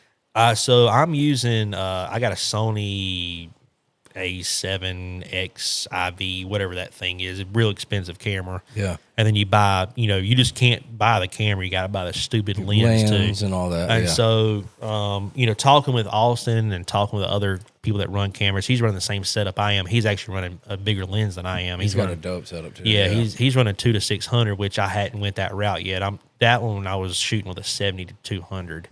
And the bird was at like 10, 12 yards, and it looked like he was like right in front of us. I mean, wow. Yeah, because when I saw that, I was thinking in my head that you were posting the picture like it was like, you and your hunting partner. You're like, this is me and my daughter. We're hunting. Yeah. And you took the photo. Yeah. That's crazy. Yeah. So it's that's great. Definitely. I mean, we do it for the fun of it, right? So we're actually getting ready to release a YouTube channel ourselves. Let's go. Hadn't really nailed down quite a name. It's going to be Bearded Timber something. Don't really like outdoors. I'm trying to figure out because everybody's whatever it is outdoors. We'll do something different. But I'm definitely doing Bearded Timber, something. Yeah. But so we're pretty much piling up the videos from this year. I mean, we've got 4 kills on camera in Florida. Just got hers here. We got Bearded Timber experience. Something, man, just something cool, So it's something different, Yeah. And I'm not doing it for the fame of it. I'm doing it because when my daughters get older and they got kids, they got something to watch, Bingo. That's my grandpa, This is where I'm at. Yeah. This is why I'm doing this because it's like I lost my dad in 2009. It was probably the most devastating thing that has ever happened to me, period, point blank. I mean, the connection you have with your dad. I mean, but I was like, man, like I have one CD of him and he's talking for about 18 minutes and he's actually talking about, and I heard this the first time I heard the CD was he passed away in 2009. I heard it in 2016. One of my family members sent it to me and I listened to it. It was the first time I kind of had heard my dad's voice in years.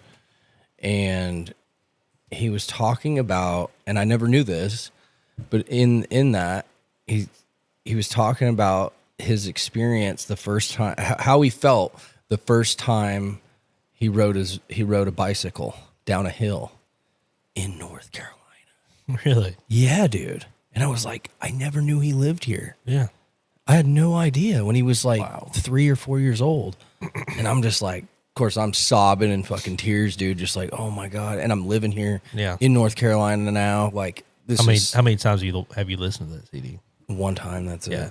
Yeah. I probably won't. I don't know. I probably won't. It's too tough. Yeah. Like, it's fucking tough, man. Yeah. And so this was partially in my head, like, I want my son or whoever, my family members, to like listen to kind of the stories of myself as well. Because I'll be honest, I don't listen to this back. Yeah. I haven't listened to one podcast back.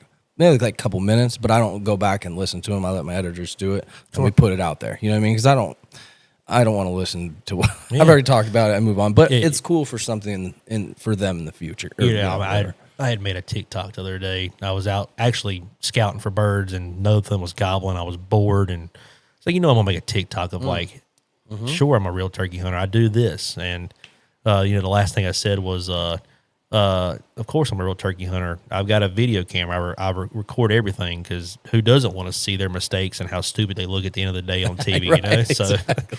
It's all in fun, man. People. That I take hunting and I'm videoing. They're like, what do I need to do? And I'm like, be yourself. Yeah, just be yourself. Yeah. Hey, don't drop the F-bomb too much. Because I won't. I've got bad one of those. Well, I mean, I am too, right? But it's just like, hey, like, kids are gonna watch this. That's right. Yeah. I got people that come up to me because I am nowhere near an idol at all. I've been very fortunate with things that I've done. But I do have people that come up time to time. It's like, hey man, like I enjoyed your seminar. Have you got a YouTube channel? And I'm like, not yet. Yeah, you definitely need to get one.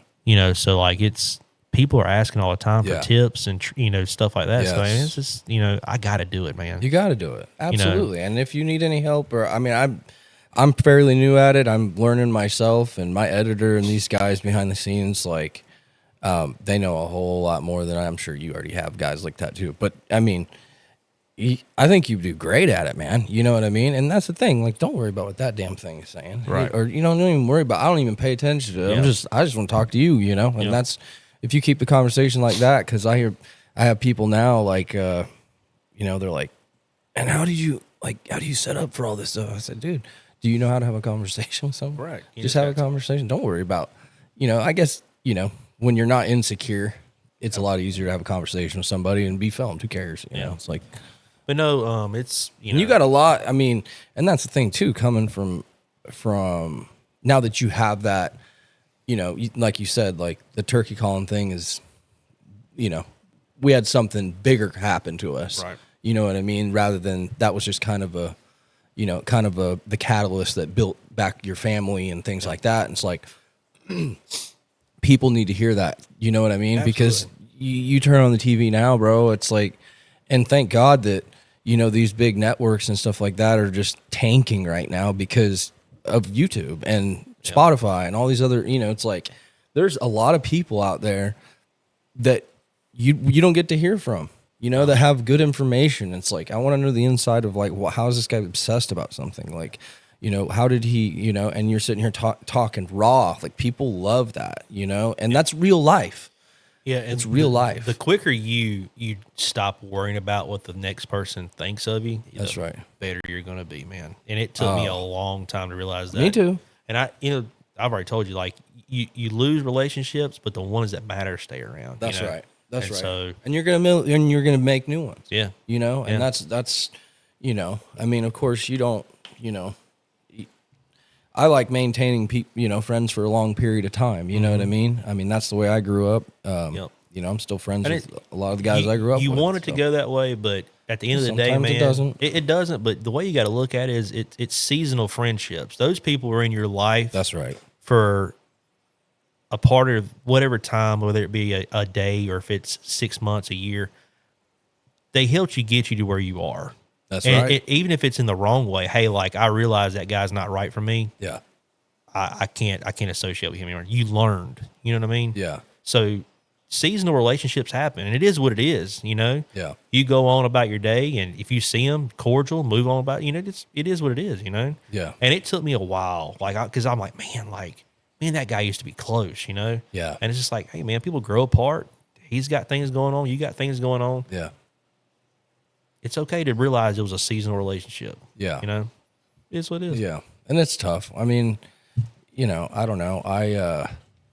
And I also hope that, obviously doing the podcast too helps me be able to kind of develop into learning how to have a conversation with people. Yep. You know what I mean? Because I'm not, I'll be driving around, I'll be in the truck after work being like, I don't want to fuck with nobody. Yeah. You know what I mean? Because I think, and I'm saying that because the natural way that we're kind of wired is a negative light. Yep. You know what I mean? And it's like, I don't want to be that. You know what I mean? I want to be more of a positive light to people. Yep. So. Well, if you're anything like me, man, you own your own business. It's customer service. Yeah, you cut a tree, but you are customer service. 100%, yeah. You get tired of talking to people. So when you get in that truck, it's okay to say, hey, I don't want to talk for 2 more hours, Right, exactly. And you get home and everybody's like, hey, what's wrong? Nothing. I'm taking a second. You burn out. It's cool, man. Yeah. It's all right. I promise you I love you. I'm getting ready to talk to you. I'm getting ready to go outside and play ball with you. Just give me a second, Yeah. So, It can be tough. I mean, at a business level, there's a lot involved, and, it doesn't, it can suck the soul out of you. You know, I mean, and I'm trying to learn to not allow that to happen to me, Well, I mean, at the end of the day, as long as you love what you do, you ain't going to ever work a day in your life, Right. That's the way I look at it. Right. So. And I've been fortunate too, it's just, I never really kind of imagined, business and things like that for myself. I don't know. I guess I'm just not employable. Yeah. That's Dude, I was the same way, man. Like, I told you earlier, I was just like, if you show me how to do something, I'm going to try to do it better and quicker. I couldn't stand working for the man because, like the last job I worked for, they're like, well, you're not doing it our way. And I'm like, yeah, because your way sucks. Like I I found a quicker and better way to do what you're asking me to do, and you're getting mad at me about it. Right. And I mean, if I'm going to do a job, I'm going to try to do it the best of my ability. Yeah, I make mistakes. Who doesn't, Right. But I'm going to try to outdo you, Yeah. And that's just the mindset I've always had, Yeah. So, well, and I think, we've seen that, like, even at like a competition mentality has kind of gone away a little bit, in our society. And I think people have gotten lazy. It's okay to have some competitive nature in you. You know what I mean? Like, I'm not saying like, of course you're competing against other companies. That's just a fact. And if you don't think that's a reality, I'm sorry, but it's the truth. But really, at the end of the day, you're really competing against yourself. That's right. You right. know what I mean? Because you're trying to be the best version of you, your best company, and that's right. provide the best customer service. And never sell yourself short. No. Never sell yourself short. No. I think a lot of people settle, and I'm not settling. No. No.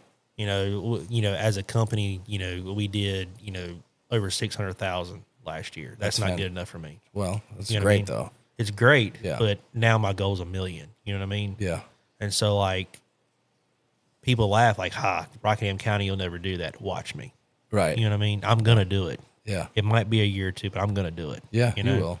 So, it's, you gotta want it, man. Yeah. You gotta want it. But what do you?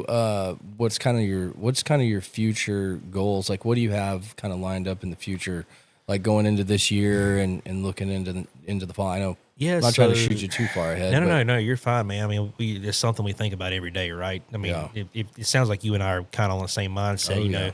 You're always thinking about the next biggest thing you could be doing, or on the track to do. Right. But I want my own shop.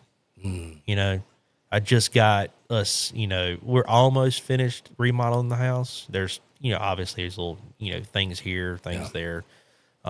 We've been living in there for close to 6-8 months now, but I want a shop. And when I say I want a shop, I want like a 60 by 30 or 70 by 30. Yeah.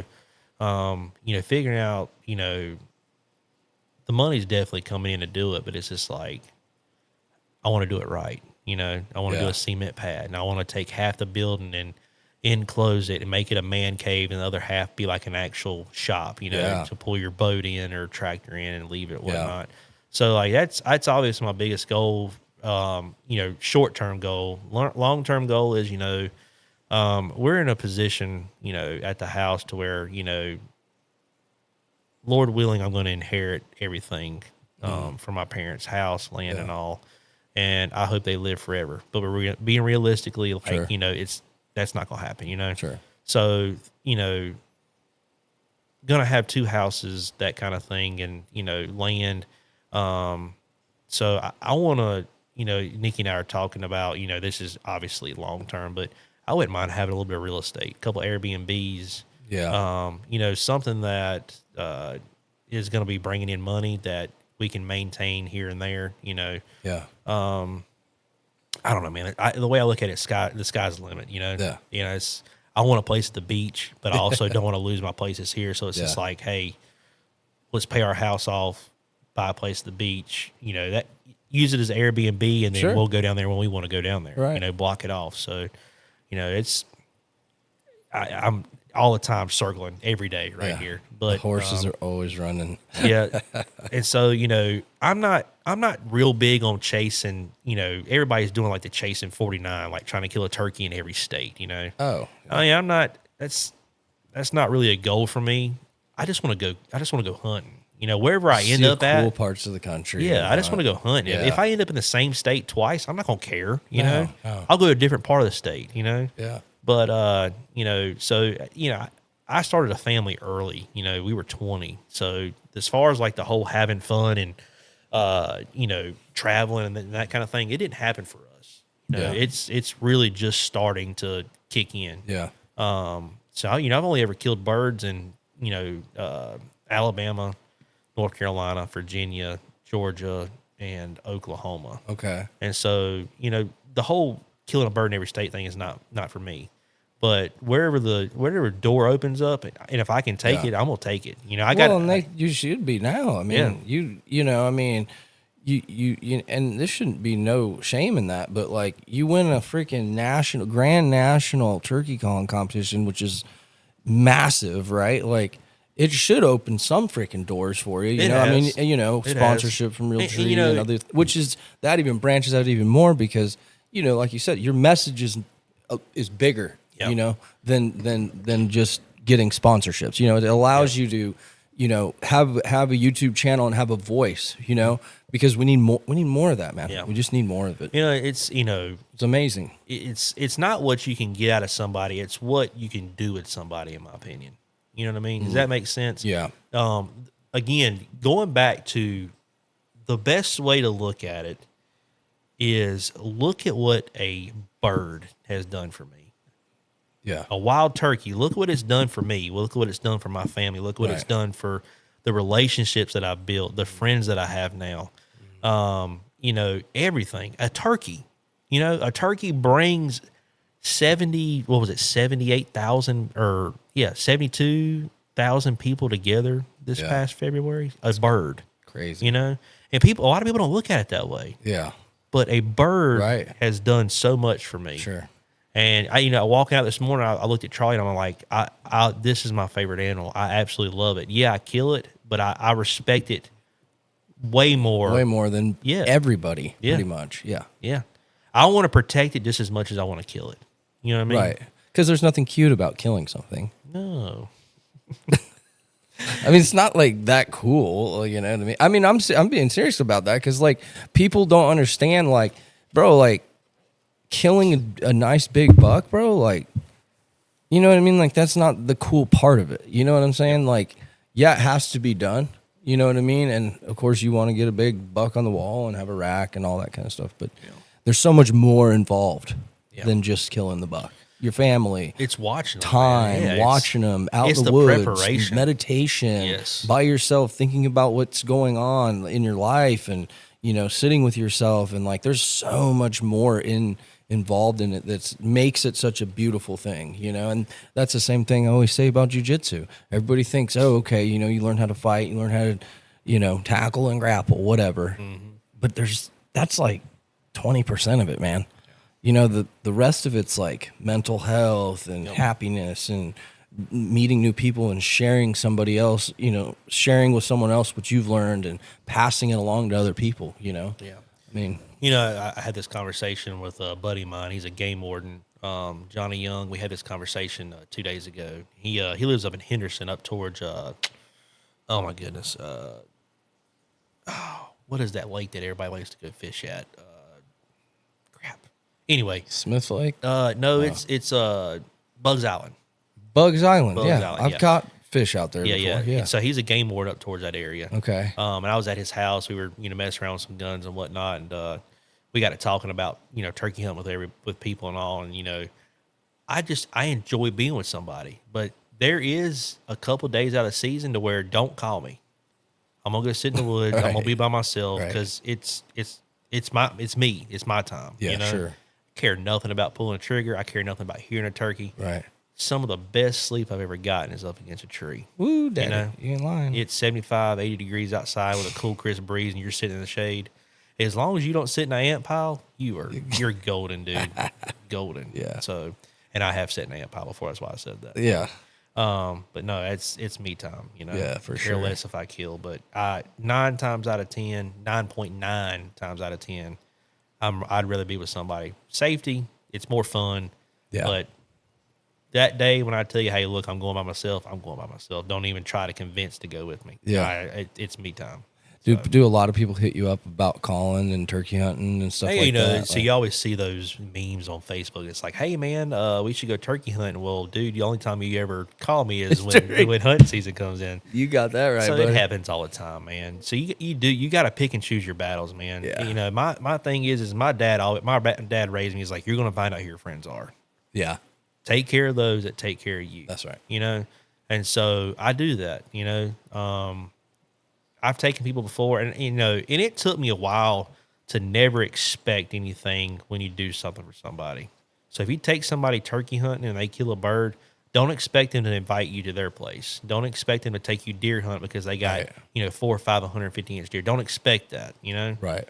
You're going to be a whole lot happier once you realize, hey, That's right. they're not going to do what you did for them. That's right. And if they do, be grateful. That's right. Yep. And so I do it out of the goodness of my heart, man. Mm-hmm. If I take somebody hunting, it's because I genuinely like you. I genuinely want to see you do good, and I want to see you kill. I've watched more birds die than I have killed, and that's fine with me. That's great. I'm going to take care of whoever helps take. I'm going to scratch your back because you scratched mine. That's right. Yeah. So, my favorite time, I just said this to Danny Drain, a buddy of mine. I was telling him like the coolest thing that I ever experienced was my nephew shooting a buck with me. I was so fucking happy, dude. Like, you know what I mean? To him, it was nothing. He just pulled up. I was like, bud, you got it? He's like, I got him. Like nothing. And he was just like, I got him, Uncle Sean. Yep. And he gave me a high five. And I'm like screaming on the inside. It was so freaking cool, to be able to call his mom and be like, hey, we got one down, And that's because that was his first buck. And I was just like, man, I don't know. That might have been funner than the first time I shot it. Yeah. Like that is the coolest thing. You were probably super pumped this morning. Oh, man. Charlie was too, man. Because you texted me, you're like, you got one. I was like, what'd you get? I don't understand. You're like, a bird. You sent me a picture. I was like, that's sick, dude. Yeah, man. So, Charlie's been very fortunate. Charlie is a stone cold killer, and she just doesn't realize it. Let's go. She's, like I said, she killed her first turkey at 5, first deer at 6. And she's only killed a handful of deer. That's not really her thing. She likes turkey. Like they're young, yeah. She's killed 5 or 6. I think today may have been 7. But are you a big deer hunter? Deer in the rut. During the rut. But do you do any like bow hunting? Yeah, I like bow hunting. Yeah. Okay. I would rather kill them with a bow. Sure. I didn't get to do a whole lot of hunting last year, just busy with work and whatnot. Yeah. Working on the house, but 23, I was able to tag out with a bow, killed 2 Pope and young bucks. Wow. And and both of those were the first week of November when the rut was just really kicking off. So yeah. I'll bow hunt early season for the first week or so, and then I kind of lay off, go back to work and go back to the trail cam watching because their patterns change like crazy. So, I get frustrated. I can't stand sweating.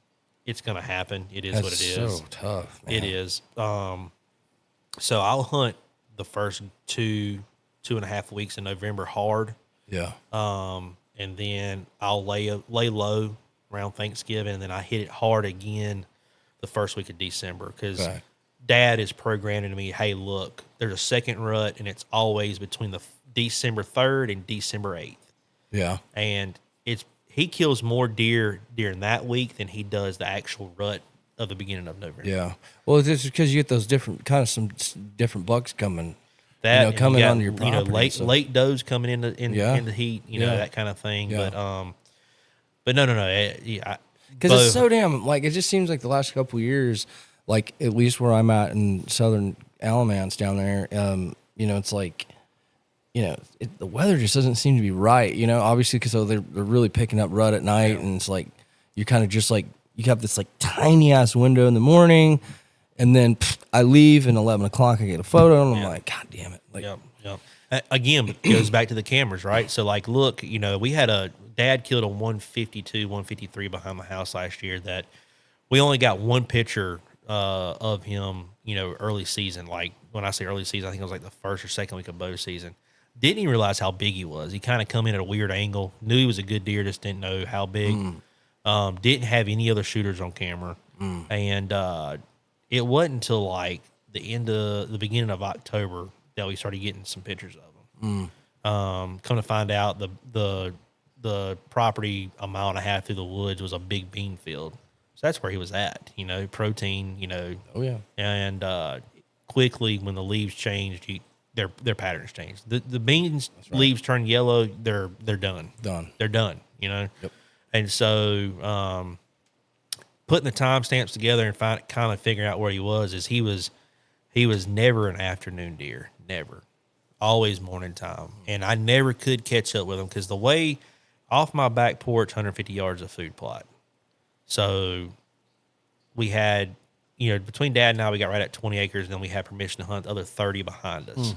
And so we got a little bit of a gold mine right there, And so you pretty much got to walk through that food plot to get to the woods. Well, in the morning time, deer are in food plots before daylight. You're going to bust everything up out of there. Everything. And so I ran a 360 camera out there, and I can't tell you how many times the first week in November I got up at 5, took a scent-free shower, ran my clothes in Ozonics bag, stepped out on the porch, was getting ready, my phone go off, and he'd be standing in my backyard at 160 yards in front of that camera, and there's nothing I can do about it. It's pitch black dark. And I know, hey, my camera, he's at 160. My stand is at 300. I got to walk through him to get to where I want to hunt. So you can't go hunting. You're going to booger him. 150-inch deer ain't going to stick around if you keep bumping him out of food plot. And so I forgot what day it was. I think it was November 6th or 8th, something like that. And Dad cared nothing about killing this deer. Dad's killed several of them. He's like, hey, if I kill him, good. If I don't, good. I think he hunted 2 or 3 times the whole season up to that point. And I'd hunted probably 10, hunting scrapes, hunting rubs, hunting hot trails. Yeah. But that morning, again, got up to go, and he was on the food plot, 5:45, and it starts cracking at like 6:10, 6:15, And so, we made a game plan. Hey, he popped back up on camera at 9:30 that morning on the road bed where Dad feeds him at. Hey, let's go this afternoon. And mind you, had not yet gotten a picture of this dude in the afternoon. He was strictly morning. And I said, look, you get on the road bed where we got the morning picture. I'm going to go past you 150 yards, get in my saddle, hunt the scrapes that he also got pictures of him that morning at like 9:45. So he's just making one big circle in there. We just got to catch him, And a buddy of mine went with me to video because I said, look, it's going to happen this afternoon. Got a cold front coming in. It's beautiful weather. The wind's perfect. It's going to happen. And so 4:05, my phone goes off, and the camera that I got on the field that we walked past has got does on it. And I'm like, okay, they're up and moving good. And at 4:07, I heard boom. And mind you, as I'm dropping my dad off, he looks at me and goes, you sure you want me to shoot that deer? And I'm like, as long as one of us kill him, I don't care who does. And he said, okay. 4:07, boom. I mean, it sounded like he was in the tree beside me. It was so close. And I turned, and the way the sun was setting was actually in that direction where my dad was. And coming down the ridge, it looked like a moose. All you see was rack moving up and down, running straight to me. Shit. I'm like, this son of a bitch has done missed this deer.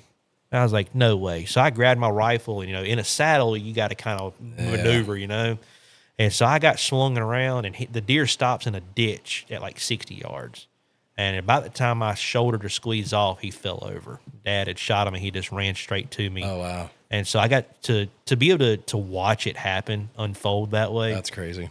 So I called Dad to let him know, hey, I watched him go down, because I know Dad couldn't see him the way he come off that ridge in front of him. The first thing he said was, man, I'm so sorry. I'm so sorry. And I was like, what are you talking about? And he's like, I shot your deer. I shot your deer. And I'm like, dude, I don't give a fuck. Like he's dead, man. Yeah. One of us got him. That's all that matters, right. Yeah. And I said, look, it's going to take me 10 minutes to get out of this damn tree. I said, he's laying in the ditch where we crossed to come up to this stand. I said, I'll meet you there. And when I got down there, he was actually laying beside the deer with his arms behind his head, smiling. You're rubbing it in, But, dude, he was a stud, dude. No, he really? just... To see him smile, like I said, he's done it time and time again. Yeah, but dude, you can't beat a damn big buck, dude. No, you can't. So no, that those 2 weeks of the rut in November, so awesome, isn't it? If I didn't hunt any other days but the first 2 weeks of November, I'd be fine. So good, dude. So, but now turkey season, I got to hunt every day. The only time I'm going hunting, Saturday, and I'm going down to Cut a Whiskey. My buddy owns an outfitter down east, and we're gonna go. What county is Cut a Whiskey in? Do you know? Or city? Or is that the city? No, it's his outfitter's called Cut a Whiskey. Okay. I think it's called. I don't want to get it wrong. They are awesome. Jimmy Horning is the one who owns it. Charles is my buddy who does the guiding down there. Gotcha.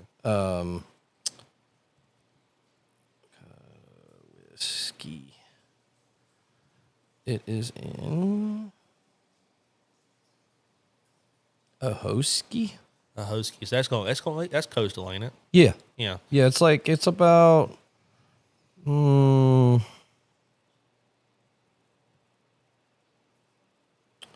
want to say it's like right. I mean, the Outer Banks ain't, but maybe an hour away. Albemarle Sound. So I mean, it's right, just kind of that northern part up there, like you're going into kind of Virginia, I guess, but right in there. Yeah, you know, we just got turkeys in all 100 counties in North Carolina. Like just a few years ago. Yeah, yeah. So I mean, it's crazy. But you know, dude, they just got.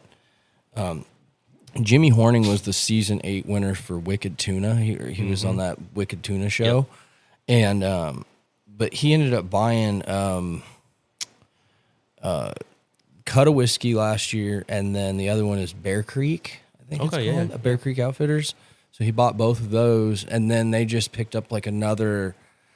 God, dude, they have thousands of acres on lease. I don't even know how many. I could be wrong. Could be 15,000, maybe something like that. But it's actually, I don't mind. Like I said, like I have a couple places around here that I hunt. They're okay. I'm hunting a new place Saturday, which we have eyes on some birds, so that's gonna be kind of cool.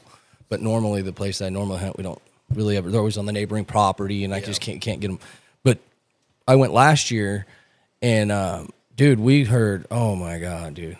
The first morning it was just everywhere, gobbles just everywhere there. And he goes, Jimmy made buddies with some other landowner big time over there, and now he picked up the leases for these places. And he goes, dude, it's an insane amount of birds. I was like, this is crazy, dude. Coastal is where it's at right now. Is that? Yeah. I mean, if you get, because they just don't have any threat. Like there's you know, that's where we didn't have birds. Really? The population was none. Oh. And so we were actually trapping in the Piedmont and in the mountain region. Really? I didn't know and that. taking the birds down there.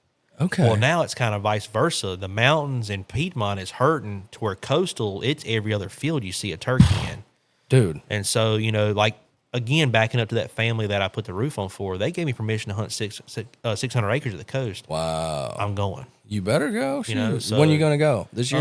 Yeah. So, you know, a buddy of mine has never killed a turkey. He's mid to late 20s. He's got a family farm up in North Wilkesboro. Oh, nice. And he's got some birds. He's got a couple pegged down. So I'm going up with him tomorrow night. Nice. They got a family farm with a house up there. So we're going to chill out tomorrow night. And he pretty much, we got him pegged down where they're going to be. I guess this weather's all going to depend on how they act. But yeah. Do you think it'll be good Saturday morning? I mean, we don't have, the rain should stop later tomorrow afternoon. Dude, I've always been a fan of kind of cool temperatures dropping. Right after a hard rain, if they go to bed wet, they wake up the next morning, they're ready to rock and roll. I mean, I always have had good luck after a good hard rain. So let's hope it's a good one on Saturday, yeah. Yeah, the only thing I'm worried about is it being a little cool, but even then, like this morning, I mean, it was 40 degrees and she smoked them. You know what I mean? So, you know, what do you think about what do you think about teasing with a tom on the edge of the reason I'm asking this is my game plan for Saturday. I'm not a turkey hunter. I've killed a couple, but I don't claim to be any, super power man here. Okay. But my thought process is that I'm going to go to the edge of this wood line. We got eyes on like 40 birds, and I'm thinking of like I've got one of those turkey toms going to the edge of the field and kind of drawing them back in to like where we're at. Like a fan? Are you like? A tom. Yeah. So the draw them back in, because we were doing that last year at the coast, and fuck, those motherfuckers would if they were in pairs. Well, those two actually that I have came in last year. There was a pair. They came into it, but like probably 6 other sets wouldn't even. They would look. Yeah. Kind of come a little bit, and then they'd be like, they'd back off. What do you think about that? The biggest thing, man, is, a lot of people fan birds. A lot of people disagree with it, just like trail cameras. I could care less. As long as it's legal. That's legal, right? Yeah, you can fan legal. Birds. And what's wrong with that? Why are people so against it? They call it reaping, And what does that mean? You're pretty much taking a tail fan and you're stalking the bird. You're walking out, pretty much crawling out to them, They're saying, it's not the traditional way. You know what? Things changed. adapt and overcome. You know what I mean? Yeah, but it's still hard as hell. I don't think you can just do it. It is. I don't know. We had a hard time I've never done it. So okay, well, not to say that I wouldn't. You're the call master, dog. Dude, that'll it'll make you feel dumb some days. Yeah. But not to say that I wouldn't. It's just I've never really. I didn't have the chance. It's just. What would you do in a situation like that? Okay, I'm just gonna give you a scenario: 5-acre field, kind of humps in the middle, right? And you're seeing, let's just say, 30 birds in the center pretty much about every day. Dude, no threat. No, they're there like every day. You got a 5-acre field, man. I'm going in the night before, and I'm going to find out what side of the field they're on. And I'm going to get within 50 yards of them an hour before daylight. They're not even going to know I'm there. I'm going to sit down within 50 yards of them an hour before daylight, and they're going to fall out right in my lap, and I'm going to hammer it. Happens. I love doing that. So I wonder if we should wait to hunt Sunday and just go to Saturday morning to scout it then. You could. I mean, hunt Saturday morning, you know? Yeah, I'll probably hunt. I'm probably going to hunt it. Do your thing. If you kill them, good. If not, go in there and watch them fly up. The next day. Watch him go in there. That evening? Go in there Saturday afternoon and watch him fly up. Get the exact tree he's in. And I'm telling you, you can sit. We did it in Florida. We went in one night, and it was almost pitch black. We pull up, and we're hunting WMA land, so it's all public. Yeah. We pull up. The guy that I'm hunting with can natural owl call with his voice, like stupid good. And the turkey gobbles. He's like 300 yards from the truck. He's like, come on. I was like, what are we doing? And he like grabs a roll of toilet paper. And he's like, we're going to try to get close to that turkey. I'm like, he's already up in the tree. He's like, no. He said, just watch. And I was like, okay. And so this is where you learn something every time you go with somebody. Yeah. We start walking on this road bed, and about every 40, 50, 60 yards, he would owl call. And we kept walking down this road bed. And he said, look, when I tell you to stop, when I do this, you stop. And it's so dark, you can hardly see each other, and we're standing beside each other. It's that dark. And he continually is making this bird gobble. And I finally see him do this, and I stayed because I was videoing, and he disappeared. And I just could see him, and then all of a sudden I see white toilet paper. I can see the white toilet paper. And I see him throw it on the ground. He's probably 75 yards in front of me, and he comes back up there. I'm like, what are you doing? He's like, well, I walked down there, and I found the bird. He said he's 60 yards up in that pine tree right there, that tallest pine tree right there. And I was like, yeah. He said, that toilet paper is where I'm sitting at. He said, so the next morning when I come here before daylight, I don't have to run a flashlight. I find that white toilet paper and sit down. He said, so when you and I come in 45 minutes before daylight in the morning, we're going to sit right there with that toilet paper. And we did. And we watched that bird come off the limb, and he was dead in 5 minutes. Jesus. Yep. Wow. So you learn something. Scouting is super important. Oh, and I'm trying to apply, again, time, right? Like, I'm not a big turkey hunter. I'm starting to get more involved in it. I'm super fascinated by it. But it's like, in my head, I'm thinking, man, I got to scout this. I got to go scout this first, right? Like, I'm going off of what a friend's saying, and we're going to go. And it's like, and he's like, I see him every day, all this. And I'm like, okay. So I'm like drawing out a map. I'm like, where do you see him? Where do you see him? You see him? He's like, oh, well, in the afternoons, I see him coming through her backyard and then going into the field. I'm like, okay, so they're probably roosting in this corner. If you're seeing them in the afternoon, come back to that field. Yeah, that's what I'm thinking. So I'm like, okay, and a lot of people don't realize how many miles a turkey puts on their feet a day. How many miles? I want to say the last time I read a study was 1 to 3 miles a day. That's a lot. It is. It is. If you really think about it, it is. It is. But and then the amount of food they eat a day, they eat like a pound of food a day, pound or two is what I've heard and read. But but that's the cool part about the whole thing is these birds can be the most dumb thing you've seen, but turn around and be the smartest thing you've seen in a matter of seconds. So you got a 5-acre field, go in there and hunt it like you've been doing it. Figure out where he's roosted at. I've always told myself, and it's been proven time and time again, a longbeard is going to have 2 or 3 roosting areas. Mm-hmm.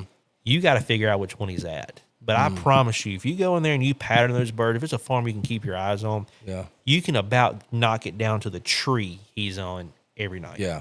He's going to have 2 trees that he's going to bounce back and forth. Yeah. He'll have one they'll be 200 yards apart. They'll be 500 yards apart. Yeah. The one this morning, from where he was roosted at yesterday to this morning, 600 yards, guarantee it. Wow. Guarantee it. Wow. The last 2 mornings, not this morning. What but time was it that you shot him at? She shot him at 7. They flew down about 6:45. I was gonna say he didn't have much. Yeah. Yeah, he went far at all. So he moved 600 roughly. No. This morning he was less than 100 yards from us. So he was in a different area. area. Okay. Yep, so he had 2 spots, possibly a 3. Today's Thursday. We hunted Tuesday and Wednesday morning, and he was both times he was roosted 600 yards, or at the 200 or 300 yard mark away from us. Right. This morning he was at his other roost hole that I had pretty much pegged down. Right. Just again, that's it's where the trail cameras come into play, man. Because we had all intentions of being at the other place. We'd have been at the wrong place this morning. Wow. So call it cheating. I call it scouting. It's not cheating. So haters gonna hate. Well, the thing is everything has changed, man. It's not just the cameras. Yeah. It's the calls. It's the shotgun shells. Right. At the end of the day, there's more of us hunting. So more birds are getting killed. People are trying to get everything is advancing. Everything's trying to get better. It's gonna be People have arguments all the time of, man, look, it's a predator issue. Yeah, predators are not helping, but dude, we're the biggest predator to them. Look at the numbers of how many we kill a year. Youth season last year in a week's time was a little over 2,400 birds. Woo! And 1,400 of those was Saturday and Sunday of opening weekend. Jeez. So you do the math, man. Yeah. We are the biggest reaper of turkey. Yeah. You know what I mean? Where'd they all go? Well, Jesus. Yeah. So, I mean, I've never been into trapping. I'm going to get into it because I know there's nest predators. I have a huge nest. You got raccoons, possums, skunks. Man, I forgot all about this. This morning, Charlie gets in the blind, and we left the decoys in the blind because it's something we don't have to carry in, Right. I know we're going to be hunting that area, leave the decoys there. And so, she gets in the blind, I go to the front of the blind, and she reaches through and hands me the decoys, and I turn around, there's a skunk at 10 yards. Oh, shit. And I was like, Charlie, she's like, what? I was like, don't do anything stupid or anything subtle. Look at that skunk right there. And it was walking away from us. I'm like, thank God, I'm more scared of those than anything. Oh, man. I see one, I'm like, God damn it. Yep. So I got sprayed by one time. I was walking on the side of the road at 12 o'clock at night. I got drunk and was leaving a party because I was pissed and, was walking down the side of 14 in close to Walmart in Eden or in Reevesville. And I was like, what in the hell is that moving in the ditch right there? And before I could even say skunk, it sprayed the shit out of me. Wow. Yeah, so that wasn't fun. So it is what it is. There's just you live and you learn. I walk past them coming usually during I see them more usually during bow season coming out of the out of my saddle or whatever, walking back to the truck. I wonder if it's if that's their mating season is around that time. No you ever notice more skunks are on the side of the road or in the road a certain time of the year? Sure. Oh man, it's just for a month, all you smell is skunks going down the road. Yeah. So it has to be part of their mating season. Something that's popped into my mind. I meant to ask Peterson about this, but what do you think about coyotes and big bucks? Do you see coyote? The only reason I say this is because a couple bucks I've killed, I've seen coyotes either before I've killed them and after I've killed them. And I'm almost wondering if this is during rut. So I wonder if is it the scent maybe that these coyotes are following these big bucks around or. So the afternoon that my dad killed that big one behind the house. Yeah. We got him out. He shot him early. Like I said, he shot him at 4:07. It's getting dark at 5:30, 5:35. So we were back at his house, gutted, and we hung him up to clean him, take him to the taxidermist the next morning. So all we did was gut him and then hang him up. Well, we hung him up to where nothing could get to him, but Dad left the gut pile. This is right at the edge of dark. So let's just say 5:45. At 6:30, 6:45, he calls me. He's like, "Step outside." Coyotes were howling at his backyard, and they were eating the gut pile before he could get out there to shoot them. Just to show you how quick, that scent. It's a good point. Yeah. Because but see, the thing was I'd actually seen one of the, was it that 10-pointer? No, I think it's the other ones one of the other ones in the house. But one of them, I can't remember which one, but I had like just seen this coyote. He was solo, and then he was like cruising around, and I was like, "This is fucking odd." And then boom, I ended up killing the buck, and then I saw him again, and I'm like, "Is there something that's?" I'm not, obviously food, but I'm like, why would he be hanging around like a mature buck like that? That just doesn't seem. And I'm thinking, well, maybe it's because he smells. Maybe because he's pissing on himself. I'm interested. Yeah, I need to dig into that. I was just thinking about that like last week. I was like, I haven't seen the population of coyotes like I used to, and I think I haven't really either. I think a lot of people, people don't trap much anymore. Yeah, and the ones that do it, they do it for fun because there's no money anymore. And that's right. I think that's why we have so many nest predators now because people don't trap for coons anymore because there's no money in it. I It's just let them walk. Right. I don't want to mess up my hunt. Right. And so I think with coyotes it's different because now you got such a big group of people that are thermal hunting, nighttime vision. Yeah. And so like a buddy of mine doesn't. He loves it. Him and his dad, they'll leave at 10 o'clock at night, won't get home till 3 o'clock in the morning. Yeah. And they farmers love it. Hell yeah, go kill them. Yeah. And so, and a lot of people, he's like, man, we don't get to do a whole lot of coyote hunt until after deer season because they don't want us in there messing up their deer spots, right. which is understandable, But dude, they kill them all the time. So I think it's really helped with the coyote population. I used to walk out on my back perch, like you said. We heard those last year, one or two of them. But I let him coyote hunt that. He's can come anytime he wants to, and he's killed more foxes than he has coyotes. Oh, really? And it's I just don't hear them like I used to, and which I'm good. I don't want them here anyway. Yeah. But it's I think as far as turkey hunting, the nest predators are a bigger concern than coyotes or foxes. Yeah, for sure. My wife sent me a video today of the crazy how a hen jumped up and I want to say that hen got 10 foot off the ground, and a bobcat just launches in front of the camera and launches that high and grabs that hen turkey and pulls it down and kills it. Done. So bobcats are a huge, and that's another thing. Like I've gotten 3 or 4 bobcats on camera in the last month, and I ain't got the first coyote. Really? Mm-hmm. And I got one farm that's got 2 beautiful red foxes on it, man.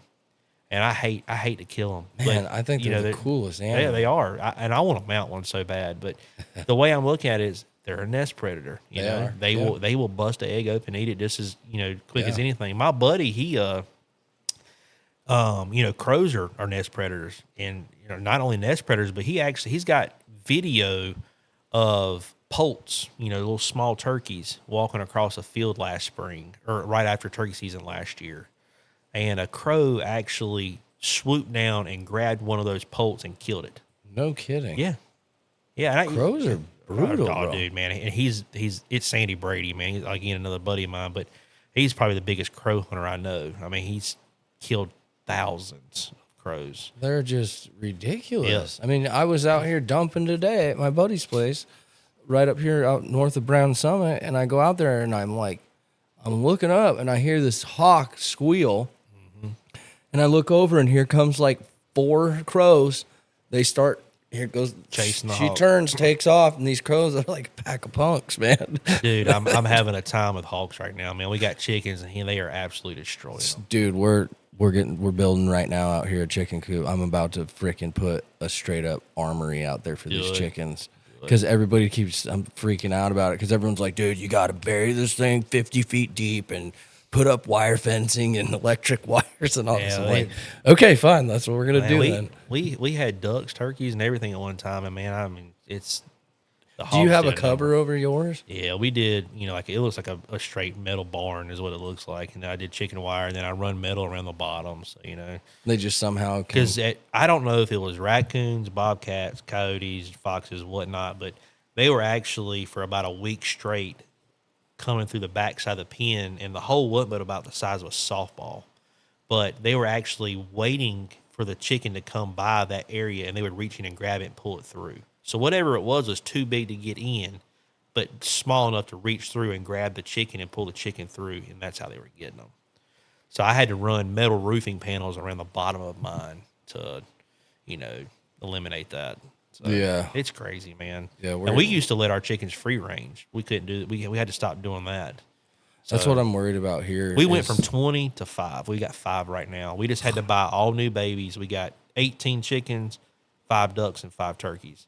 And those will be staying in the pen full time because you just can't afford anymore to let them. Well, free the turkeys should help out, right? You would think, man, but like we had 2 yard mutts come in the yard last year while we were gone, and I got a lab outside, and needless to say, we went from 4 turkeys to 0, 5 ducks to 2, and then we went from like 20 chickens down to 10 or 12, and the yard mutts had just killed them for the fun of it. Didn't even eat them. There was dead birds everywhere, and actually got home and couldn't find my lab. And looked down at the chicken coop, and he was laying in front of the door. And then I put 2 and 2 together. He had blood on his face. He had been fighting the 2 dogs, got them. He was protecting the chicken coop. Really? But the damage was already done. They had gotten over half the stock. So, took matters in my own hands. Hopefully you can delete that out of here. But, it's... We'll just say that you went BB gun hunting. Yeah. You went and shot water bottles. Yeah, well, it was some good target practice, I can tell you that. So, well, hey, guess what? The cool thing is that you can protect anything on your property if it's hurting you or your family or your livestock or is perfectly legal as far as I'm concerned. Yep. I mean, they might not sit well with some people, but it is what it is. Don't come up. Keep your dogs up. Right. Come over here and killing my livestock. Yep. Say that to a farmer out there, you know what I mean? Mm-hmm. A pack of dogs coming on his, whatever.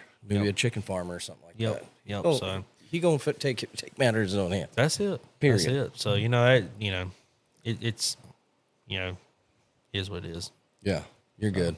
Well, cool, man. We'll let's wrap it up, man. Is there anything else that you want to say or talk about or give a shout out to anybody or anything like that, man? No, man. I just appreciate you having me on, man. Like I said, this is exciting. I've got to watch and listen to a couple of them you've had, and you've had some good ones on here. Thank you for everything you do. Yeah, man. Thank you. Keep it going. You need any help out of us, you let us know. Awesome, man. No, look, I appreciate you taking time to come out here and absolutely. We hope I ain't bored you too much. We'll do it again. Nah, man. I'll this is awesome, dude. This is awesome. Now we'll have to get some more of your buddies on and stuff like that. You got every time someone comes on here, they mention Sandy Brady. So I think it's time for me to reach out to him, see if he'll come and sit down and have a chat, man. He seems like an interesting guy, and he's a big old teddy bear. He's about 6'5", 6'6", and he's about as good as they come, man. That's awesome. So, hopefully I'll be hunting with him sometime next week. We got Wilkesboro this weekend with a buddy of mine. Then I've got the guy that I hunted with in Florida. He's coming in Sunday. We're hunting Monday, Tuesday.